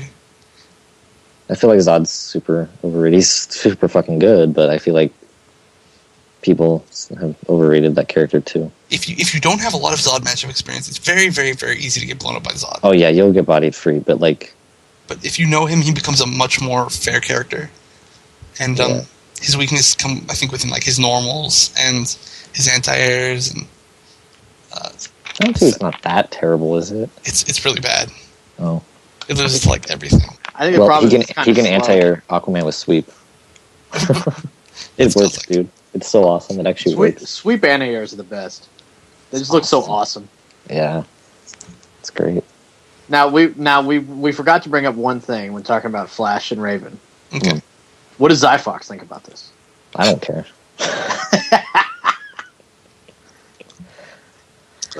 He doesn't know enough about the matchup. Like, I care about my friend's opinion on it, who I play over here, who is a better Flash, much better Flash. Best one I've ever played. The Snake. He's amazing. Me and him are always grand finals at our locals, and he's beaten me before too. He bodied me one time. You know what he actually did one time? So this was shortly after Zod came out, and he reset the bracket 3-2. He beat my Raven, and I fucking switched to Zod. Took a match off him. He beat my Zod. I switched back to Raven, and then he bodied me, and then he won the tournament. Damn. He got me to switch characters. And that's the only time I've ever played in tournament and not used Raven. Wow. That one time. So he's really, really good. Think about it. He beat me, and I'm fucking awesome. I am one of the best fucking Injustice players ever, and he fucking beat me. And so humble. I know. I'm the most humble. I'm awesome. So yeah, he's amazing. And yeah, he thinks at first we thought the matchup was 6-4 Raven, and then we thought it was 5-5. And then we realized, oh shit, this matchup's in Flash's favor. So yeah, we think we both agree that it's 6-4 Flash for basically the same reasons that I've never talked about anywhere before. Because he can he's really hard to zone out. You can punish Soul Crush, which makes it really, really difficult to use unless you just make a fucking ballsy ass read. Zoning is really difficult because if I go into trait and do a pillar, if he reads I'm going to press a button at all, lightning charge, and I die. So, Yeah. And then I'll knock down 50-50s all day. And you also bodied Zyfox. Oh yeah, it was great. I'm happy. I win because I'm the best. All right, so anybody else? Any other characters that you think potentially better? I'm looking at the roster and it's... I want to say Batman because Batman, but I know I don't actually think that. I know. I don't think that. So I'm not going to say it. Because it's not true. So whatever. Shazam? So yeah. Shazam? Yeah. Oh yeah, Shazam. Oh, yeah. Shazam's probably way better. He beats Top Black 3. Adam, beats Raven. He's got to be the best. Beats Superman sometimes. Dude, all the time. Every time. Every time. Okay. Yeah. Beats Shazam. Aquaman. Shazam's like third best. All right, so you thinking it's just those 6 that are... Yes. Okay, and then let me try to convince you here. Do you think that Raven could be on the same level as Sinestro? Very similar level. I think that Sinestro is only maybe one place ahead of Raven. Okay. So, the character I was going to bring up. Solomon Grundy. I knew it. I'm a genius. I can read your fucking mind. I'm the best. I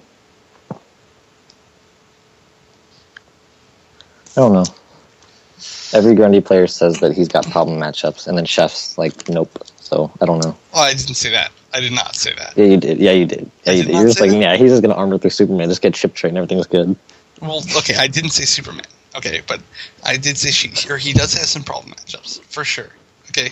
Okay, whatever. Nightwing is very painful. Shazam randomly, very painful.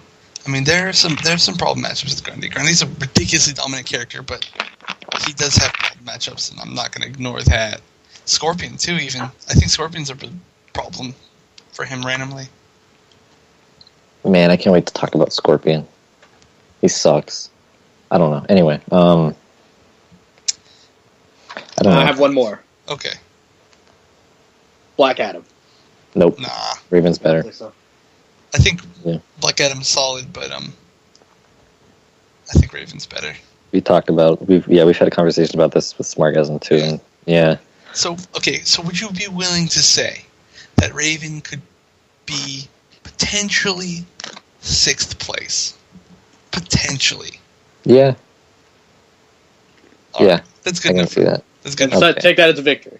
I'm taking it as a good agreement between us. Man, this is A gonna be gentleman's awesome. agreement. I'm And fine with that. would you also agree that the only reason why we can say that is because of you? Oh yeah, absolutely. Are you fucking kidding me? The only reason anybody thinks this character is good because of me. She would be low tier if it wasn't for me. And Glass Sword got kind of. The only reason Glass Sword plays as her is because of me. Like he said that. He's said that before. So Fair enough. But we the still only gotta reason- give him. We still gotta give him some no, credit. I agree. He's a fucking amazing player. He is easily second best Raven. Absolutely amazing. A couple things he's got problems with, but that's whatever. He's good. He's amazing. I love that guy. Okay, so I have a question for you. If Ray Riazzi was the only Raven player, where would you tier her? What place would you put her on the tier list? Oh man, dude, she'd be bottom 5. Are you fucking kidding me? If he was the only Raven player going to tournaments, getting bodied in pools, she'd be bottom 5. Damn. She'd be garbage. Nobody would think this character was good. Nobody thought she was good until fucking I went to Evo. Damn. Like, it's true. Don't care how cocky it sounds, it's fucking true. This character's only because I'm gonna keep feeling myself because I love doing it. It's so much fun. I love it. It's great.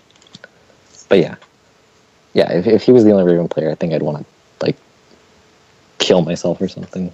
Ugh, that'd be bad. I mean, he might have been because I almost didn't play Raven. So yeah, Yeah, this would all sting much worse if it wasn't so fucking true. Because really, it is hard to argue his point. He really is the only one, and him and Glass Sword. Yeah. Like, it's unbearable when someone like fucking... Like, when Tyrant and Mike Metroid are going back and forth about Grundy, you're like, oh, God. But there's no one to do that with Ducky here besides Sword. And Sword would probably defer to him. We and him disagree about a couple matchups, but, I mean, that's about it. We both, like, as far as the way this character's played and stuff, we both agree about how she should be played. Like, he's even, like, told me that basically, would go on the forums and just only read what I said, pretty much, because, yeah, I'm intelligent, and, yeah, I'm the best. And so humble. Oh, yeah. It's great. So ends the great Raven debate of 2014. Yes, that took longer than I thought, but I thought we had to talk about it, man. It's something people should talk about, because Raven's ridiculous. It's also going to get people fucking going apeshit on TYM. It's going to be great. Oh, yeah. And that's what we need, right? The salt. That's what I told Chef, too. I told him this would be a great topic. Controversy. It always makes people happy. I'm going to say something, too. Because I can't go out there and go and say, oh, Raven's amazing, and, just say it. But, so I'm gonna be playing Raven more to prove it, too, because she's actually a buttload of fun. Yeah, she's awesome. I love this character. So I'll really use her more. I can't believe I almost made Green Arrow or Hawk Girl. Like, seriously. Jesus Christ. Then your life would have been over. Oh, I know. It would have been bad. You might have lost to Zyfox. Ugh. Damn. Ugh. Yeah, shout out to my friend Tom that fucking nagged me forever to play this character. It's great. Good job, Tom. Yes. Tom. The best Tom. Yeah. This is the first time we've ever said a positive word about someone named Tom on this show. Dude, he's the best. He's the one that drove me to SCR. Was that Forbidden Donut? No. He always changes his tag. He's the one that beat Crazy first round at SCR. Oh, the Raiden player. No. He plays Sonya. The Sonya player, the Asian guy. Oh, right, yeah. Yeah, I don't know if you guys talked to him that much or anything, because he's kind of quiet, but... Yeah, I played him a little bit in the hotel, because you guys were together. Yeah, he's awesome. I love that guy. He drives me into fucking everything. He's the best. I talked to him a lot at NCR. You ran away from your parents. Oh, yeah. That was a fun weekend. Yay. Now there's something else. Because we're going to start wrapping up a little bit. This keeps coming up as a talking point. That BlazBlue Chrono Phantasma has more entrants than Injustice. Is that a blow-up? I don't think it is. And people are trying to market it as one. I don't think it is either, because that's just right now. Like, look at the entrance once everything's been finalized. And then... And plus, it didn't just come out. Yeah. And the anime community's kind of been dying for this, right? Yeah, it sort of came out. It just came out in Japan or in Asia. Okay. And so it hasn't quite come out in America yet, but, people are playing it. They've gotten a bunch of early copies. Right, of course. The anime players are on the grind. Yeah. So, yeah, I mean, it is a new game, technically. And we're in an era where Persona 4 has died down some. Oh, yeah. There's really no other anime games at the moment, so there are a lot of people hopping on Chrono Phantasma right now. And so, no, it's not a blow-up. It's not a blow-up at all. And they're not that far ahead of us. I mean... And now, I think the East Coast probably has a bigger following, but Cali probably has a decent-sized anime scene, I would think. Dude, we have a huge anime scene, actually. There's Asians everywhere. Of course. Yeah, man. Yeah. Even though Cage has never seen one in his life. Yeah. Shout out to Cage Redfield. I love Cage. Did he really say that? Yeah.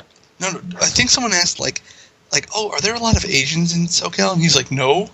And we're like, what are you talking about? Dude, I've been to California like 5 times in my life. And every single time I've seen more Asians than white people. Damn. Yeah, man. That's fucking racist. We really are Japan. It's okay. Cage doesn't leave his house, so. Right. Yeah, he's like me. We don't leave our rooms ever. It's great. Also, wait, totally off topic really quick, but I forgot. I promised I would give Revolver some huge props for beating KDZ at, Revolver. at Apex.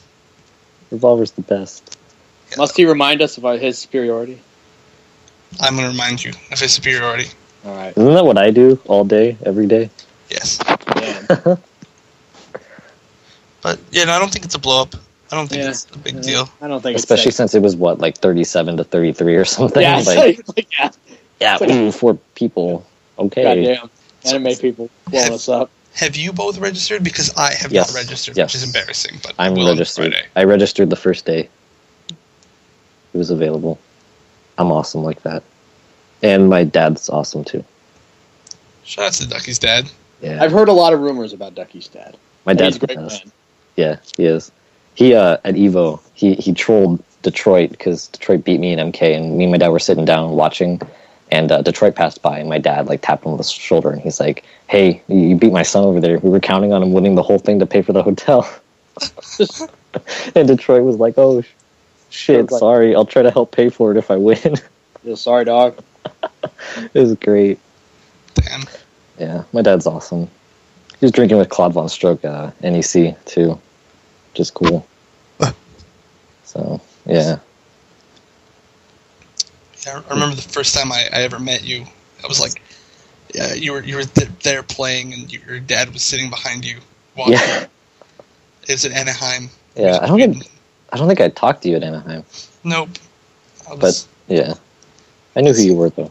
But yeah, my dad was in that room, and then we had to leave. And I didn't want to, and it was sad.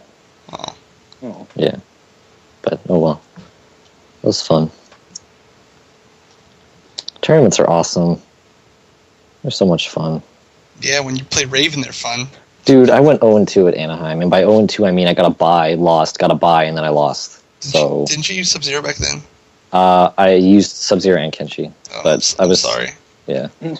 Well, no, I mostly used Sub-Zero for the Cabal matchup. That was really what I only used them for. Got it. So, yeah. And look how far you've come. I know. I'm the best. It's great. You're only like, what, 12 years old? Yeah, totally. I'm 12. And by 12, I mean 17. I'm a pretty girl. Ah, you youngins. Yeah, I like being a kid. It's nice. It's going to suck when I turn 18 because I won't be a kid anymore. My life's going to be over. You know how old that makes me feel? Like really old? You can't say your life is over when you turn 18. I'm 23 already. How long has my life been over for? A very long time, apparently. Too long. Mm-hmm. I don't know why you're still walking. Superman. And I need a walker now, or wheelchair. I like how the light went out of Chef's eyes after that first Injustice tournament. Damn. When he first lost to Superman. Like, he used to be almost bright-eyed and bushy-tailed. He would always rock this. He used to rock the sunglasses on commentary, like he was just a cool guy. And then Superman came and just fucking took everything from him. I learned how the real world worked. Right. Poor Chef. I had to learn how to survive in a world of Superman. Mm-hmm. You mean a world of 4-2-3 and die punch resets? I did things that no normal man should ever have to do. Right, like play Shazam in tournament. Dude, I don't even know how. Beat Superman with Shazam. That shit's fucked up. As much as I would love to prop fish right here, I'm just gonna say I don't know how I did it either. Oh, come on. Chef. What is that? Dude, have you seen how much like I sit there stroking my own wang? Like, prop fish. Do it. Well, and stroke yourself. Do it. I mean, I'll only say it because these players are so good, but I beat Tyrant, Slayer, and Theo in one tournament with Shazam. That's kind of awesome. Yeah, like, Shazam. And then I got second and lost to Nubs, but that's okay because Nubs is amazing. Yeah, dude, with fucking Shazam, you did that. Dude, I don't even know. That was some magical shit. That's some crazy. Yeah, that's some fucking crazy shit. It's awesome. Never happen again. Yep, never again. One-time occurrence. As soon as I did that the next week, I was like, "There's no way I'm following up what I did last week," and I was like, "There's nothing I can Chef do." is the best Shazam player. Just gonna put that out there. Next to Ducky, next to you. Totally, because I'm the best Shazam player. Okay, tell them what happened. Tell them what happened last time we Shazam mirrored. I bodied him pretty hard and guessed right on the 50-50 like 99% of the time. Like 10-0. You beat me like 10-0. Damn. Yeah, I have the best Shazam apparently, and Lobo. So, Lobo? Yeah, apparently. And Zod. Zod. Yeah, I guess I have the best Zod too. He knows the secret of Zod. Yeah, ground Zod balls. Mm-hmm. That's the secret. Dude, you're gonna bring pig around our ears so badly by saying I don't care. It'll be funny. That's true. We troll pigs so hard when Grandpa lost. That's great. I have actually not registered for SCR. I'm not sure that I'm going to be able to make it. And the problem is I work at Office Max, and I'm pretty sure the way Office Max works is that unless you've worked there for over 90 days, you really don't start accruing your time off. Mm-hmm. So I haven't worked there for 90 days yet. I will, like, in the middle of February.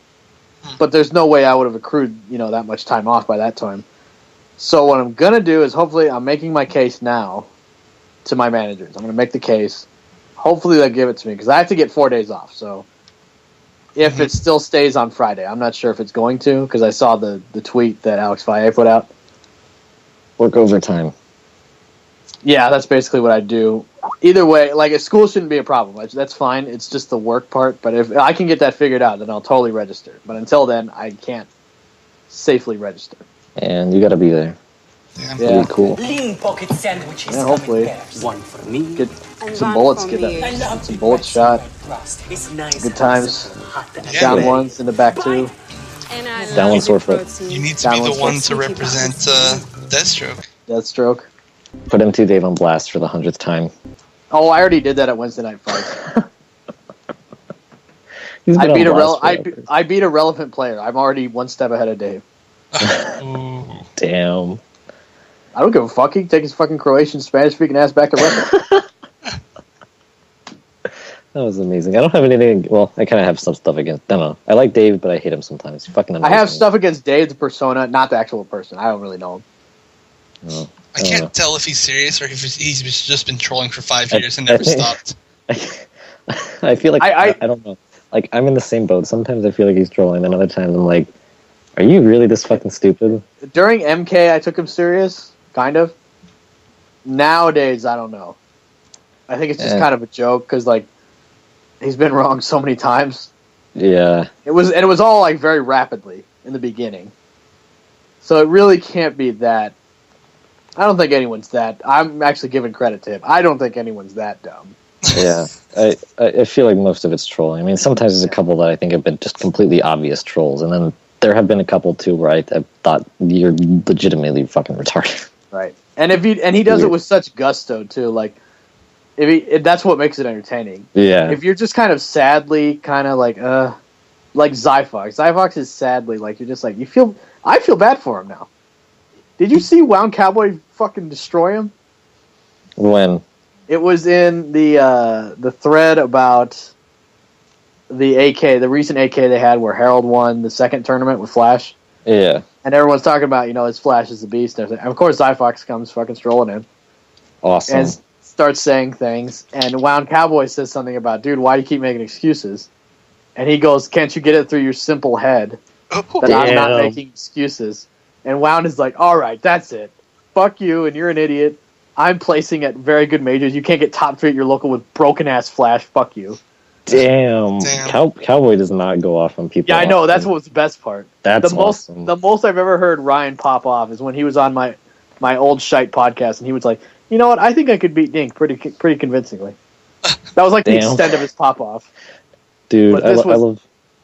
Sorry. No, it's great. Yeah, Ryan's a great guy. If you guys don't know him, yeah, I love that fucker. Playing casuals and just talking shit with him all day. It's great. He's the and his best. neck is so springy. Like D'Lo Brown.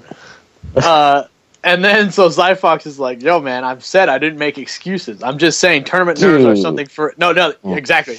I went off because I couldn't take it anymore. He goes, I'm not trying to use tournament nerves as an excuse.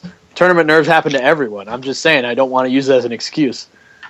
To which I said, you can't bandwagon tournament nerves. I said, that's no better than saying, like, well, yeah, everybody felt the lag on the monitor, so it's cool. That's still an excuse. You're just trying to lump in more people. That's what marketers do. They try to lump it. Everybody's doing it. You can't do that. That's still an excuse. It's so and he was just going off like, I don't know, man. I just can't take people talking shit on me in the forums. Maybe I'm just, and he goes, maybe I'm just flawed that way. And I'm just like, Jesus, I really don't want to get into this. This is fucking frustrating. I'm glad I didn't see that at all. That would have made me fucking salty. Like, seriously, this is so irritating. Can we just be glad that you beat him? Yes. You have no idea how happy I was. Especially since I played with my friend over here with the snake. You have no idea how happy we were watching, too. Oh, I bet. It was great. And then, dude, it was so irritating. There were all these motherfucking people behind me talking shit. There was a big crowd, like, watching, dude. It was crazy. The cronies? The goons? Yeah, all the fucking Ray Riazzi supporters or whatever. Which I think it was just him and maybe a couple other guys or something talking shit. But whatever. I won in a fucking hard as shit matchup. That Ray Riazzi couldn't fucking ever win. All I hear are bad things about is Raven, how fucking free he is. Whatever. God damn. All right, Terrible. I'm so pissed he was commentating some of my matches at NEC. It's fucking bullshit. Why would you let that idiot commentate my matches? Like, seriously. Ooh. Stupid. Fucking salty about that. Wonder Chef, comment? I don't know, man. I didn't even listen. I was up all day that day, so my sound was off, and I was trying to watch the matches. Okay, good, because he was commentating some of my matches, and I was not happy about it. It's fucking dumb. I think there are very few good Injustice commentators, and Arturo is the best by far. If I had to save a commentator, it's Arturo. Filipino Man. I haven't actually heard him, but I've heard good things. He's awesome. Oh my god, he gets so fucking hype. It's crazy. He's the best. That's all you really need, a guy to get excited when he needs to be. Yeah, he's really good at it. The NEC Grand Finals were Resident Sleeper. Oh, yeah. He's fucking Brady. Was he on there for the Grand Finals? Yes. Yeah. Oh. Didn't he kick off Tank Top Guy or something? Well, I don't know. It was him and Tank Top Guy for a while, but... Oh. I thought it was Godspeed. Yeah, it was Godspeed Tank Top Guy for top 8. And then I thought what happened was Brady made Tank Top Guy get off, and then he was him and Godspeed. Did he scoop him out of the seat? He definitely didn't try to rush out of the seat. Oh, damn. Well, on that note, I think we'll start wrapping up. Now, I like to end this. We've been talking a lot of shit. Been going on a lot of blow-ups. So let's end with something pretty funny. Now, I don't know how many fighting games Duck has played, but me and Chef have played a lot. Mm-hmm. And fighting games are notorious for having the most shit-awful dialogue that's ever existed. What are the worst, and by that I mean best, fighting game lines you've ever heard? I have a few, but Chef, you can go. You go first while I think. At least give one. Give one, at least. I'll start with Injustice. I think Injustice has one. When you clash and he goes, "It's about to get real up in here." Oh, yeah. That's so bad. It's stereotypical. It's delivered with so much ghetto hustle for a man who's all silver. It's so bad. Everything about it is terrible. But I think it's great. And if I had to, there's another one that I love, and I don't know if you ever played Virtua Fighter. Virtua Fighter 4 for PS2. There's the character Lion. Mm-hmm. He looks like a youthful, blonde-haired shit talker. Kind of like Ken, so you'd expect him to have that voice. Well, he doesn't. When he wins, he does this little, his little martial arts show-off move. So this takes him like 3 seconds. So it's very long, animated pose, and he just goes, "Yeah, what a knucklehead!" He says it just like that too. It's the dumbest thing ever. That's bad. Virtua Fighter has the worst voice acting of all time. What a knucklehead! That's pretty bad. Bad. Similarly to the first one you said, in story mode, when I don't remember who it was, but they're in the watchtower and some alarm goes off. Somebody says, "What's that?" And he says, "It's the none of your damn business alarm." Yeah, that was Cyborg that said that. Cyborg said that. Oh no, who else could have said that with that accent? Yeah, that was pretty bad. God, that was bad. Yeah, Cyborg's dialogue in general is whack.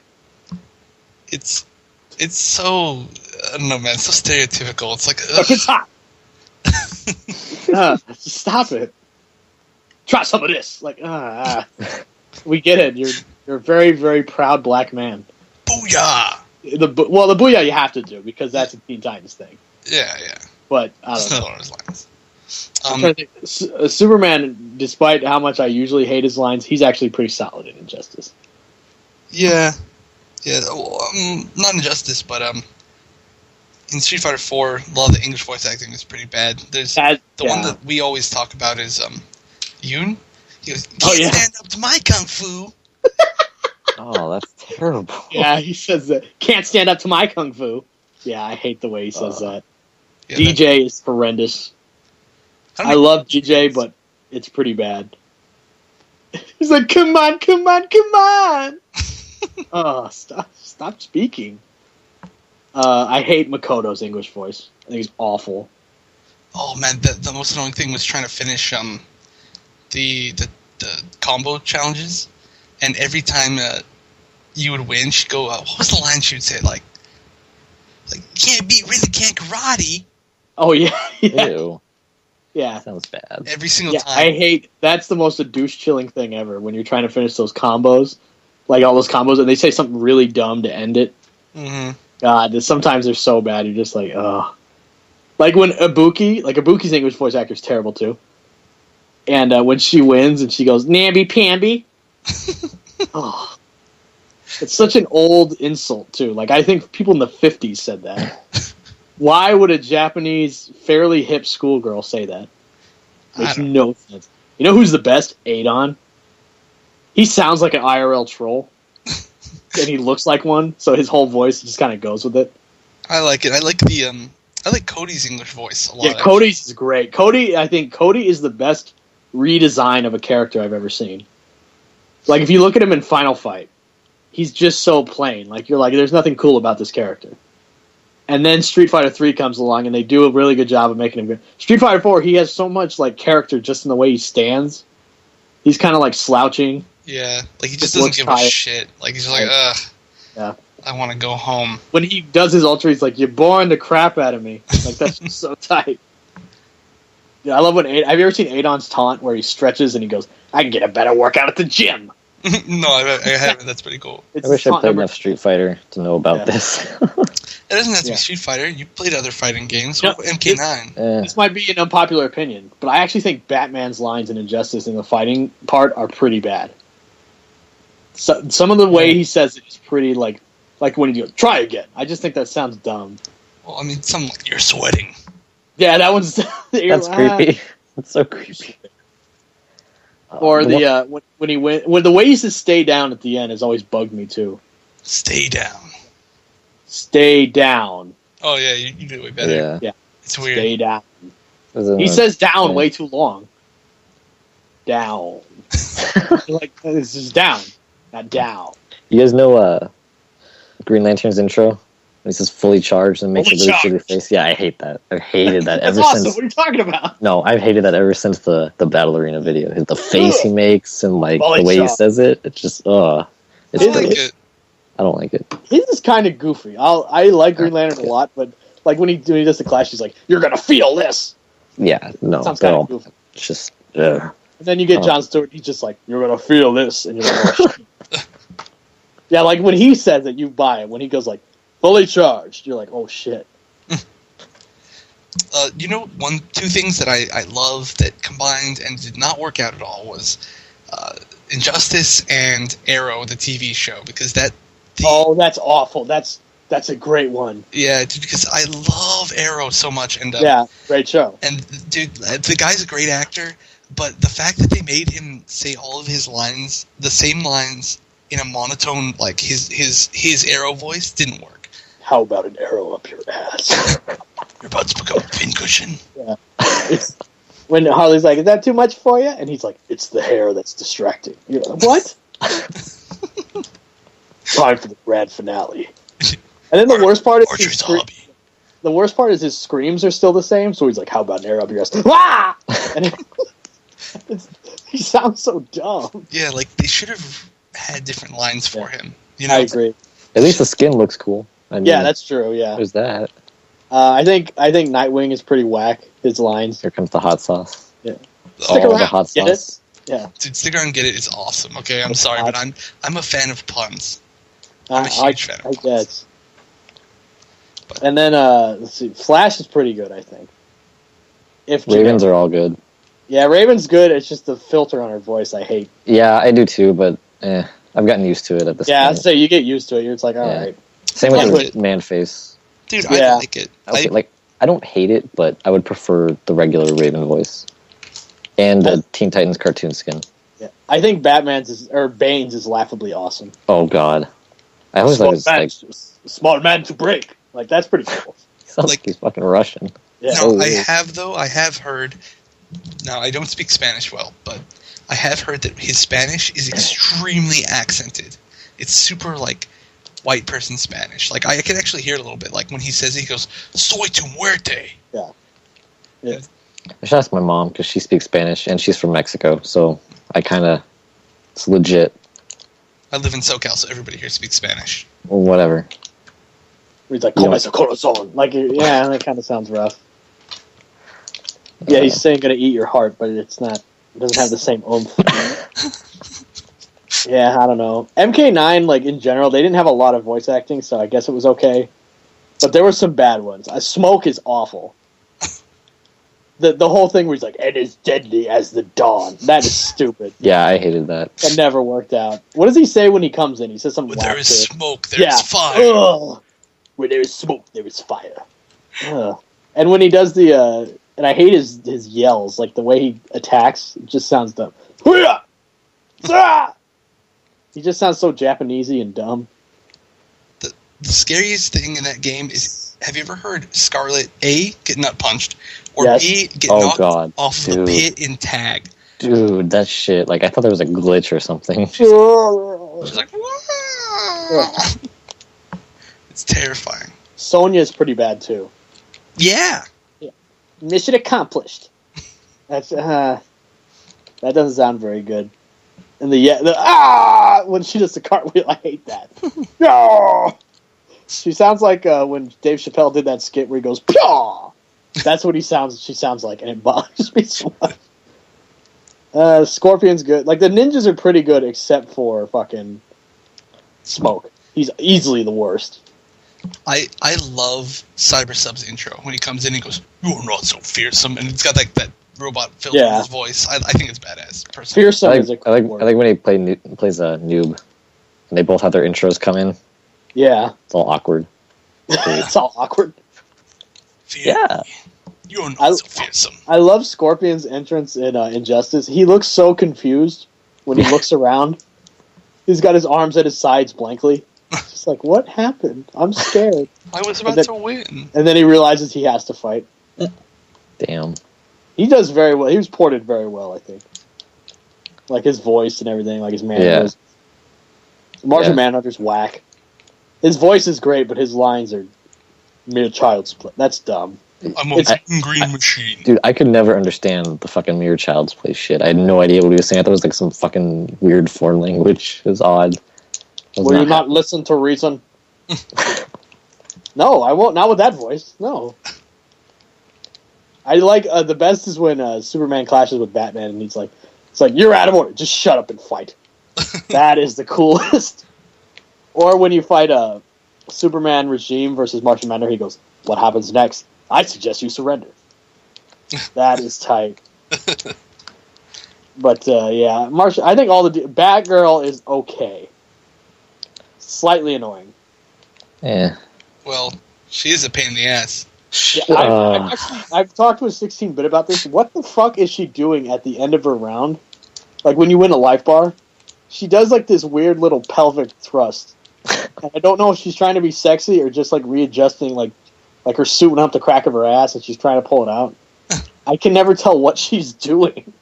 It looks so weird. If you ever play her again, watch the end of the round thing. You're like, what? Even when she wins too, she looks really awkward. She like stands there and she keeps like shifting. Yeah. Like, she's uncomfortable.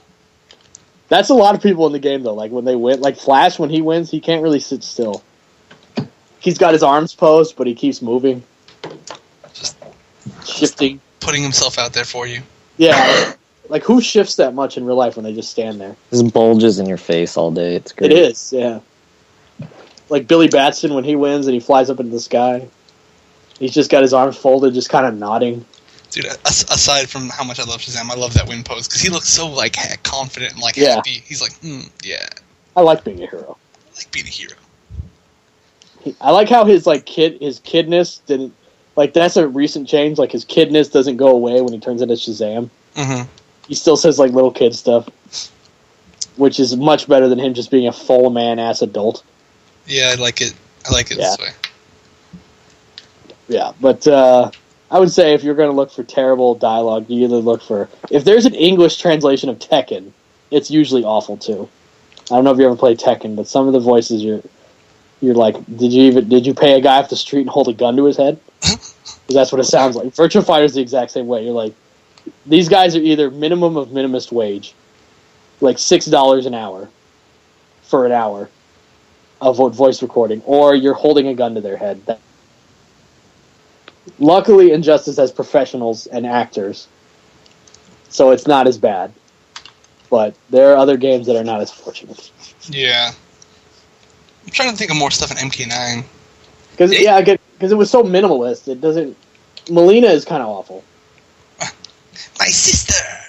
Shall we dance? Like, does Baraka talk? I don't think he does. No, he just goes, rah, rah, rah. Yeah. And Reptile just goes, the funniest part in MK was Reptile goes up to Shang and whispers in his ear. My brother's sitting next to me, he's like, what did he just whisper to him? Did he say...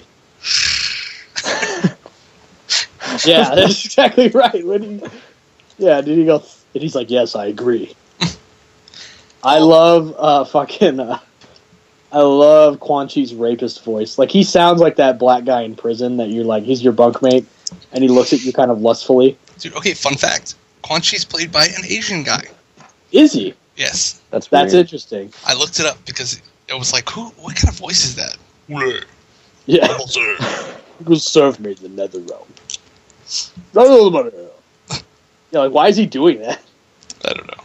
I like... The MK sounds. MK sounds are so whack. Like, have you ever seen that video someone compiles, like, the older games, and he tries to translate into words what the gibberish is? No. It's so awesome. It's so stupid.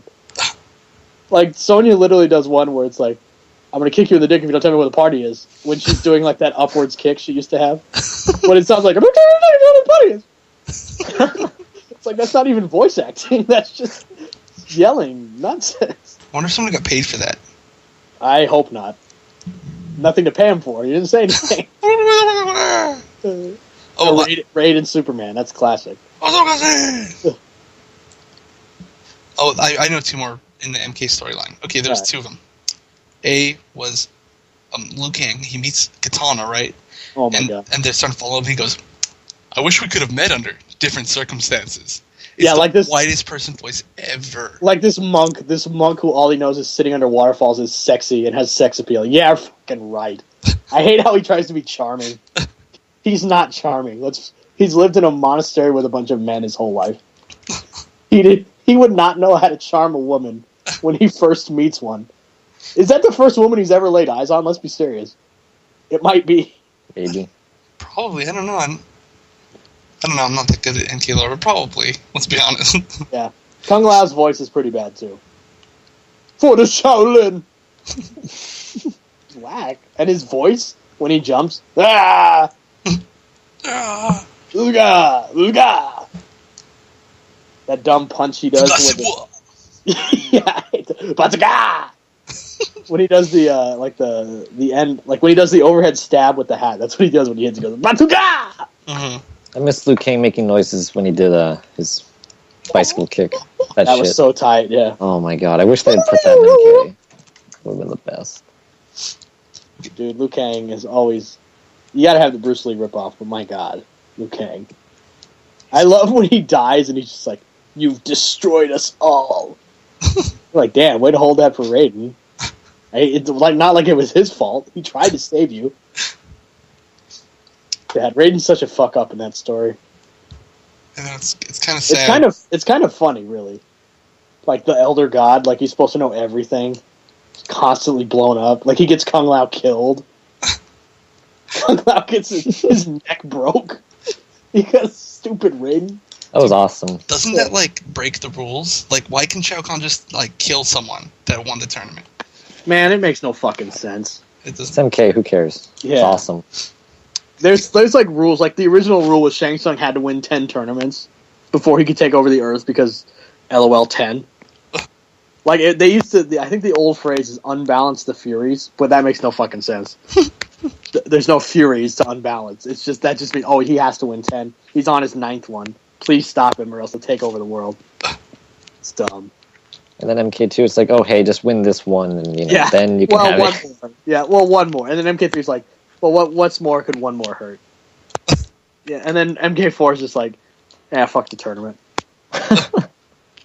Because by that time, they're just like, we can't have any more excuses to have any more tournaments. This is getting a bit ridiculous. Okay, the line, though, the other line I forgot was, that is one of my favorite lines in the entire thing was, Molina, Jade beats up Molina, right, in story mode. Yeah. And Smoke walks up and he's like, oh, what have you done to Princess Katana? Oh, yeah. He totally sees Molina and he's like, oh, that's Princess Katana. How does anyone fall for that? I don't know, dude. Smoke was an idiot in... He's probably high. Is it? Yeah, he's gotta be high off his own smoke.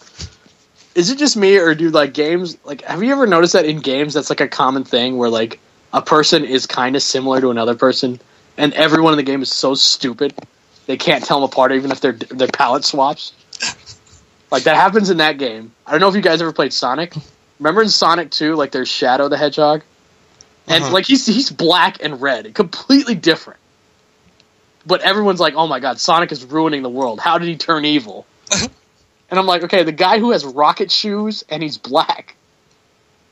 Not racist. That's racist. I covered it. No, it's racist. How does anyone mistake him for a blue guy? It makes no sense. If you're a racist. That's true, I guess. Clearly you are a racist. They're just like, all colored people are the same. I've never thought of that. Is Sonic a meta commentary on the race war? Oh, it's a black one? God, he's ruining everything. Maybe it is. Maybe the guys at Sega are geniuses. We should probably stop this before it gets too much racist. Alright, well, it was a fun night. Wait, we need to end on the question. Oh, what's the Chef question? knows what the question is. And I asked this to like everybody at NEC, so top 5 FGC members to Bukkake you. Oh, Jesus. Whoa, top 5? That seems like the question's grown. Can we do a top 1? Yeah, just do top 1, because we have to go. No, it was top 5. It's been top 5 since forever. Yeah, just list 1, I guess. Alright. Well. That's a tough one. Why is this tough? I feel like I'm being exposed by having someone say it's tough. Haven't you thought about this before? I mean, you should maybe in like the back of my mind, like once upon a time. You should be prepared for this type of question. I really should. Yeah, man. You're gonna have me on here. I'm gonna ask you weird shit.